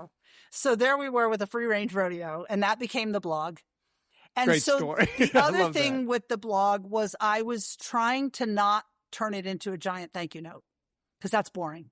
So I was saying about where I was staying, what was happening, but I was not getting personal, because if you start mentioning one person and then you don't mention someone else, they might have their feelings hurt. Or if you're mentioning people and telling the stories of the people, and then there's the guy dangling his dongle, you may not want to talk about the bad moments, or the house that reeked so strongly of cigarettes I literally couldn't breathe and had to turn down a place to go stay in the tent. Like, you don't want to shame anyone or make anyone feel bad. You can't get political. So that blog was neutral. And that made me a very safe repository. I'll be gone in the morning. I'm leaving tomorrow. And so that, I think, is one of the roles of a traveler, is to absorb those stories and leave with them. Because I don't know anyone she knows, and I'm never going to tell that story to anyone she knows. So how did you get out of those? So what would be your top 1 or 2 lines when the conversation's going on and on, it's getting warmer, you need to be on the road by a certain time because you got to make 15 miles because you got to be in Minot, and you got to hit the road. And it was hard. They're being talked to. What was a line like that you would use? I could use it one day, incidentally. Part of it is you have to wait for them to take a breath. But at a certain point, they'll get up to get another cup of coffee, something. Or they'll offer, would you like something. But anyways, at some point there will be, and I'm bad at this, like this is part of why it got so heavy. At some point I would say, actually, you know what? I actually need to get the pony saddled so we can get on the road, because I need to make 15 miles today before it gets dark. And that was just the pragma of the situation. And sometimes it would still be another hour. It's tough. Yeah. It's tough. And it's well-intended. Or I would say, do you mind? I've got to start tacking up the ponies, but do you want to finish this conversation out there? And once the ponies are tacked up, it's obvious I got to get going. So then I met some people I got invited to a jam session in Mississippi, and I got shown this house in Big Creek that had been empty for 50 years. And it was a big rambling farmhouse. It was built before the Civil War. It had this big wraparound porch, and it was maybe for sale. And I got invited to move back to Big Creek, Mississippi. So now I knew where I Wow. was going for the first time, because there'd been some places I was thinking, oh, I could settle here. And one of my little Yeah. subliminals was, I'm homeless at this point. Maybe I can find a place to move to, to stop afterwards, settle down for a Sure. while. Sure. So I got shown this house, and that house became huge in my imagination. This was going to solve all my problems. And I talked to the woman on the phone, and she agreed to sell it to me. And it was $15,000, and it was on 5 acres. Wow. Yeah. That looks pretty good where you're Looks pretty good on standing. paper now, doesn't it? Yeah. And Yeah. my parents had helped each of my siblings out with the down payment on a house. So they were thinking, okay, when you finish the ride, we're going to help you get into this house. And man, there was a lot of stuff I didn't think through.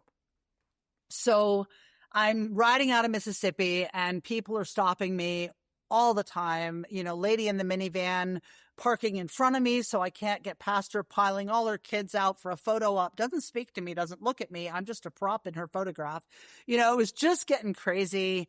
More people, less privacy, no commons anymore. There's no national forests. There's nowhere I'm just people all the time. And Wow. yeah. And I get up to Tennessee, and Jesse's shedding out, and he gets rain rot. So explain rain rot. Okay, so rain rot is some sort of an unholy alliance between bacteria and fungus, and is notoriously contagious and hard to get rid of. And it makes their skin on their back fall out in little clumps, and you can't put a saddle on top of that. And it takes a while to get rid of, and it can stop you in your tracks. And so I found some people who said, you're welcome to come stay with us. And they gave me an iodine shampoo. And I went out, and that they'd gotten from their vet for one of their horses. And I went out, and I gave Jesse a bath with this iodine shampoo. And he had an allergic reaction to it. And all of the hair on his back sloughed off. Right where the saddle goes. Yeah. And I had an allergic reaction to it. And I swelled up and turned yellow. And had no energy. And these people had picked me up because they thought I was going to help them with some landscaping work on this property they just bought. And they were fully expecting me to be working 6-8 hours a day for them in exchange for a place to camp in the trailer. And I was not in any condition Instead, you're to be doing swollen that. and yellow. And my horse is now going nowhere. And so that was in Tennessee, and my parents put me in touch with a woman named Lucy Sykes, who was my riding instructor when I used to live in Tennessee when I was 6 and 7 years old. And wow, that's a she throwback. had a farm, and she was still teaching riding lessons, and she came and got me in her trailer. And she brought me home, and she gave me a room, and she gave me a place to put the ponies, and she asked for help with chores and nothing else. And she took me to her healer person who helped me detox. And she put me up for 6 weeks while I doctored Jesse's back and got ready to go again. So now I am justified in thinking I needed to be hurrying, but because I just had this layup, but that was another one of those sort of feeling like miracles is just blast from the past. And there she was getting me on my feet again. Yeah. And then it was my birthday, and I was crossing the border so now we're early July, and we're crossing from Tennessee into Kentucky. And I am tired, and the horses are tired. And I had just decided I had to get into Kentucky on my birthday. I had just set this big agenda, and we're on a road surface that's called chip and tar, which is like gravel and tar. It's like they laid the tar down hot, and then they put the gravel on top. Yeah. Does that sound right? That's about right. Really abrasive. It's really horrible. abrasive. And then it got hot enough to melt the tar. And I had been letting the ponies choose whether or not they wanted to wear their boots, and Feinhorn had refused her boots that morning. And the further we went, the slower she was getting. And by the time we stopped that night, the soles of her feet were soft. From walking on that really Hot abrasive, surface. chipped, Hot blazing tar. hot surface. Hot tar. Melting yeah. hot. Melting hot. Way over 100 degrees. Yes. And so I am guilt-stricken. We find a place by a pond in a pasture, lovely people. They bring me a birthday cake in a jar with a little candle, you know. In a jar. In a jar. So the candle wouldn't blow out. That's so Kentucky. So I was love there it. for a That's while, but great. again, it's going to be, and then they introduced me to some Amish. And the Amish still use horses for their everyday life. They're the only people other than cowboys who are still, that is their livelihood. And they know more about keeping horses sound and healthy and strong and working than anyone in the country right now. And so that was my next lifeline. And they helped me with her feet. And they said, you know, the best thing for her is just to start walking her down the road a few miles every day, just work her up to it. And I said, no, because if someone sees me walking a lame horse down the road, they're going to call the ASPCA. And I was living in fear of PETA, man. I was just like, all it takes is one animal rights person to decide that I'm abusing a horse, and I am done, and I will never see my horses again. And so I was scared. So I got a trailer ride to some friends of my parents up in Ohio, laid up for 2 weeks again. She was ready to go. But by this point, I'm behind. So And is this weighing on you? Are you starting to think? No, I am Damn. stressing. I am stressing. And I have made a commitment to these kids.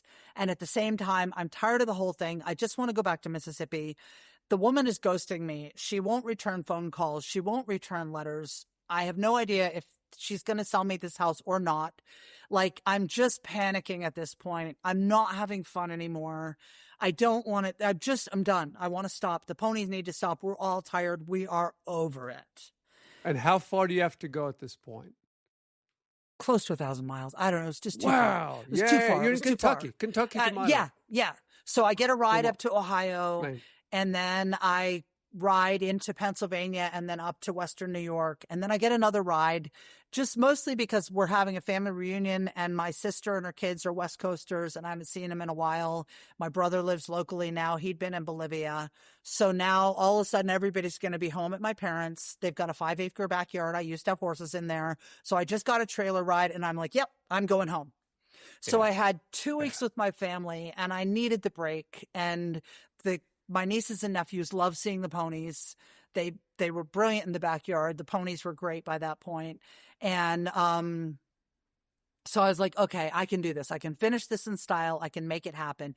And by that point, Cahalan had sent me the Long Riders flag to carry. So describe that. So it's a pale blue flag with a picture of the horse that Basha rode from, I think it was Russia back to England or Switzerland or somewhere. And he was a Palomino stallion. And the picture is of him leaping with wings on his back. And got it. The flag had already been carried by several long riders, and they had put some little words of wisdom and signed it. The same flag? The same flag. So it was being mailed. Wow. And the person who had it before me had just done the whole both islands of New Zealand. So that flag came to me from New Zealand. Because I've seen photos of the flag, but I didn't. But until you mentioned this, I never realized at least one of those flags has been on multiple trips. Yeah. And you carried that flag. That's so there were cool. several of those flags out. And I think one or Yeah. two of them have wound up getting lost along the way. And I think the one I actually carried but it just doesn't matter. Doesn't that matter. was You had a the flag. recognition from the guild that I was really a member and I mattered. And that was huge to me. That was really big. Like, I'd never actually felt a part of anything before. And that being a member of the Long Riders Guild was just so important to me. And so then I did the rest of the ride and I got into Maine and I was getting sick. By the time I get to the ocean, I have walking pneumonia. I have a fever. I'm delirious. I get to the ocean and Jesse's literally balancing me under him. You know, he's under me, balancing me to keep me in the saddle. And Wow. I have 2 weeks before the parade is going to happen to pull it together. And I had 2 different people take me in, and the first was a nurse, and she basically said, if you get any worse, I'm taking you to the hospital. So describe riding up the last day to the ocean. It sounds like you're just out of your mind. I was totally out of my mind. I was, at that point, if I'm honest, I was resenting the whole Minot thing. I just wanted to be done with the whole thing. I hadn't heard back from the Mississippi lady yet, so I still had no idea where I was going. I was so tired. So let me get this clear. The last day. I'm riding through some tourist town, like tourist town and like Touristville, Maine. And I had to get permission from the Chamber of Commerce and have them tell me which beach I was allowed to go to with a horse. It was just not. And not Mississippi. No. Well, and not California. Nobody questioned us when we got to California, there was a big sign that said, the ocean is closed for flooding, do not pass. We're like, right. The ocean is flooding. What do you mean the ocean is closed for flooding? So, there was no one there to tell us to stop. But when you get to the East Coast, every bit of everything has rules about it. And that was part of what was getting so tiring. And I'm on boardwalks and stopping at stop signs. And then there's this one little path down to the ocean. And I just am seriously sick at this point. I'm coughing. It's just super bad. And I get there and I have the flag and I'm trying to look like a long rider and smile. And I finished and triumph. But also I know that in 2 weeks I have to go lead a parade, and that's the real end of this. And I can't go home and stop any of this until I fulfilled my duty to the children of the Minot Historical Society and Cuhullin and the Long Riders Guild and Miss Annie Wilkins, bless her cantankerous soul. I had a job to do, and that story had carried me across the country, and I couldn't bail on it. But that story that wasn't even my story was just about enough to kill me. And so I made it to the ocean. I managed to Did you walk up? I want to see that. I just want to see how I your rode. trip No, you ended. have to. You have to ride. You have to do the visual. I rode like you're to riding the ocean through Touristville with my flag and my pack pony, and I had learned that you can't put the flag attached to the pack pony because it gets caught on stuff. So I had to carry it. So now I've got one hand on the reins and one hand on the pack pony. Stupid flag. I know. Yeah. And meanwhile, and I loved the flag, but also it was really hard. And meanwhile, this shoulder is pretty much in constant pain, and it looks like an anatomy lesson because I've been for 25 months and 5,000 miles. I have carried it behind me, holding Feinhorn's rope so it doesn't get under Jessie's tail. And so she's not hard tied to anything. So this shoulder was bad. So now I've got the flag in my rein hand. So Jessie has to share the reins with the flag. And one of the things I had visualized when I started this whole thing on this crazy little nutter of a chestnut gelding was I wanted to be able to ride him without a bridle. I wanted to be able to ride bridleless. And so we had been working on that. And the first time I took his bridle off, we were in the Mojave Desert, and he looked over his shoulder at me like, "Are you mad, woman?" But by this point, he'd gotten used to, yes, that is my security blanket. How will we talk to one another? He was just adamant. So we had to work into that real slow. But when he didn't have a bridle on, he was on his best behavior. He paid so much attention to every tiny nuance of anything I'm doing because we'd lost our primary communication source. So he was needing to be almost telepathic to my wait and see cues. So I didn't really need the reins by that point. So I had the flag in one hand and the pack pony in the other hand. And we rode down to the ocean, and they don't want to go in the ocean because it's stupid. They're like, "Are you so stupid you can't see that you can't?" We're done. We have reached the ocean. The land is done. We are land creatures. We are not ocean creatures. You are not a mermaid. We have reached the end of this. We are not going to carry you into the ocean. You are out of your mind, woman. Just cease and desist. You've done enough. Not happening. No. Sorry. For all this. After all that. But not that. But not that. We are not going to do it because and honestly, they were taking care of me. Like I was so out of my mind and they knew it. They were the grown-ups in the room at that point, and I was not to be trusted. So we did the thing, and then I untucked them, and they ate the rose hips off the bushes and thought that was lovely. This is better. This is better. Nice. It's more like it. Yes, this is nice little treats. And they had both gotten really good at like picking things out from among thorns by that point. That's right. And so then it was just a matter of 2 weeks of hot whiskey toddies and being put up by people who wanted more attention than I had, but were being super gracious about the fact that I was just trying not to die at that point. And then got to Minot, and the kids were there, and they were so excited. And we did the parade, and then they read me that poem. If you think you're beaten, you're beaten. If you think you can, you can. And by the time they finished that poem, I was sobbing, just sobbing. I couldn't hold it together anymore. And my parents were both there. And I just said, if you will excuse me, I think I'm going to go cry by myself for a minute. And I went off with the ponies and got hugs from my parents. And then we had to go to the cemetery. So then we get to the cemetery, and there's a whole other ceremony. I'm afraid I scared those kids to death. I mean, it was a hard thing to explain, but it had been a long 2 years, you know? Yes, God. So is that when it really hit you? That was when it hit me. That was when, and that poem shredded me, just shredded me. And Griff had shown up for the parade. So she was riding Feinhorn, and I was riding Jesse, and I rode Jesse in the parade with no bridle. Then he had a wreath of flowers around his neck, and nobody seemed to notice we didn't have a bridle on, which was just like, wait, be impressed with me. We have no bridle, you know? And they were like, whatever, she's a long rider. No explaining these people. Yeah. So then we got to Missani's grave, which is just a small cement plaque flat with the ground. And Lucy Leaf, who is a long rider who had done a ride in the 70s, you know, both directions, she was there to welcome us. And she'd actually ridden behind me during some of the twisty roads in New England with her headlights on to keep me alive. And I'm going to back up for one more story because it's a Lucy Leaf story. When I went through Flora, Mississippi, a man came out and welcomed me, and he was the mayor of Flora, Mississippi. And when Lucy Leaf went through Flora, Mississippi on her ride, he was 11 years old. And he found her and dragged her home. And his parents put her up for the night.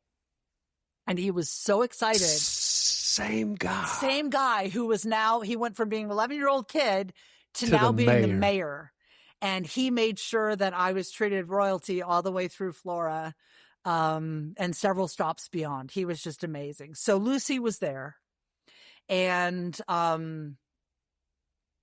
she welcomed Griff into the Long Riders Guild at a ceremony.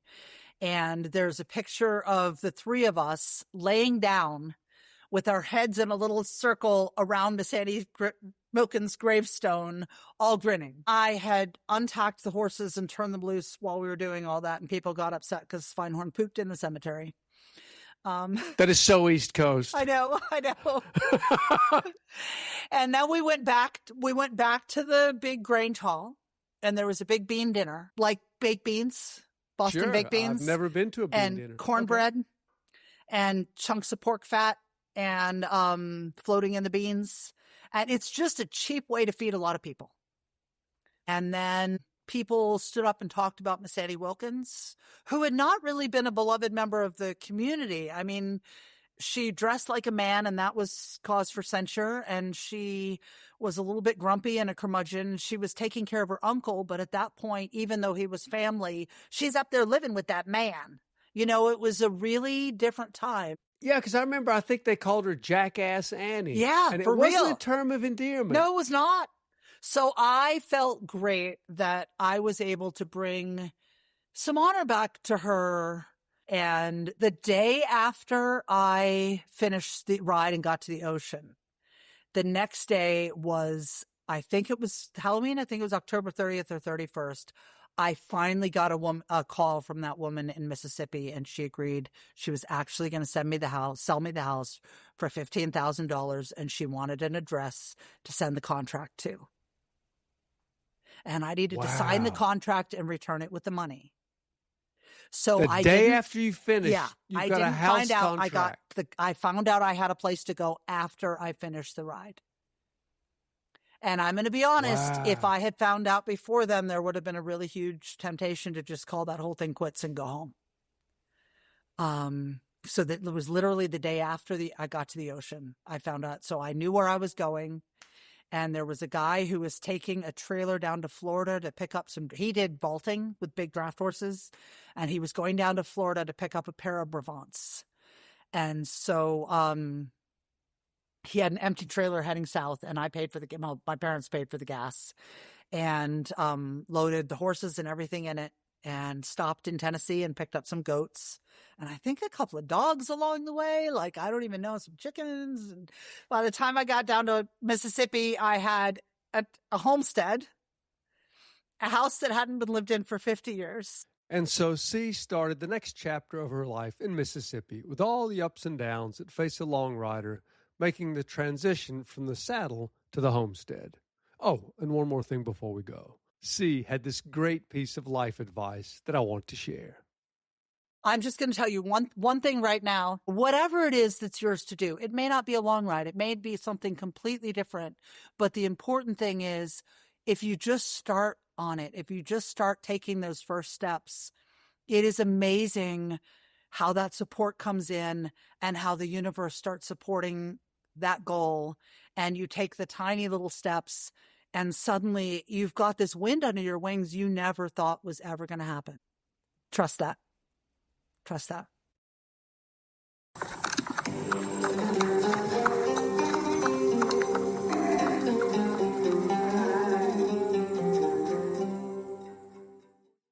Great big thanks to C for sharing her story. C is currently preparing for a new voyage, traveling through America with a covered wagon pulled by 2 Shetland ponies. She'll be traveling with her corgi, Thick. C has a list of 25 questions she's asking people and will be sharing their answers. Just so you know, C interviewed me and we had an absolute blast. I look forward to hearing all the other interviews, C. For more on C's long ride and upcoming journey, check out our website, freerangerodeo.com. Again, that's freerangerodeo.com. She'll be posting to her YouTube channel, Hello Neighbor, too, while she's out on her wagon trip.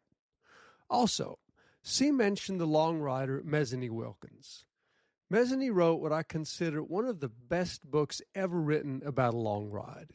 It's called The Last of the Saddle Tramps, and it's unfortunately really hard to find. But if you can get your hands on a copy, it's definitely worth the read. Speaking of books, C has a book coming out about her long ride with Jesse James and St. Feinhorn. Drop by her website, freerangerodeo.com, to see how you can pick up a copy. C, I sure look forward to catching up with you for an episode of Travel Grit's Where Are They Now?, where you're out on your wagon voyage. Thanks for catching up with us. Have a great journey. If you enjoyed this interview with C, I think you'll find this next thing interesting. C and I recorded an interview to discuss preparations for her upcoming wagon voyage. It's called How to Drive a Wagon Through America. What you need to know before you go. Look for the link in the show notes. Daisy, give me your answer too. I'm half crazy riding a horse like you. Travel Grit. Conversations with ramblers, roamers, and free spirits.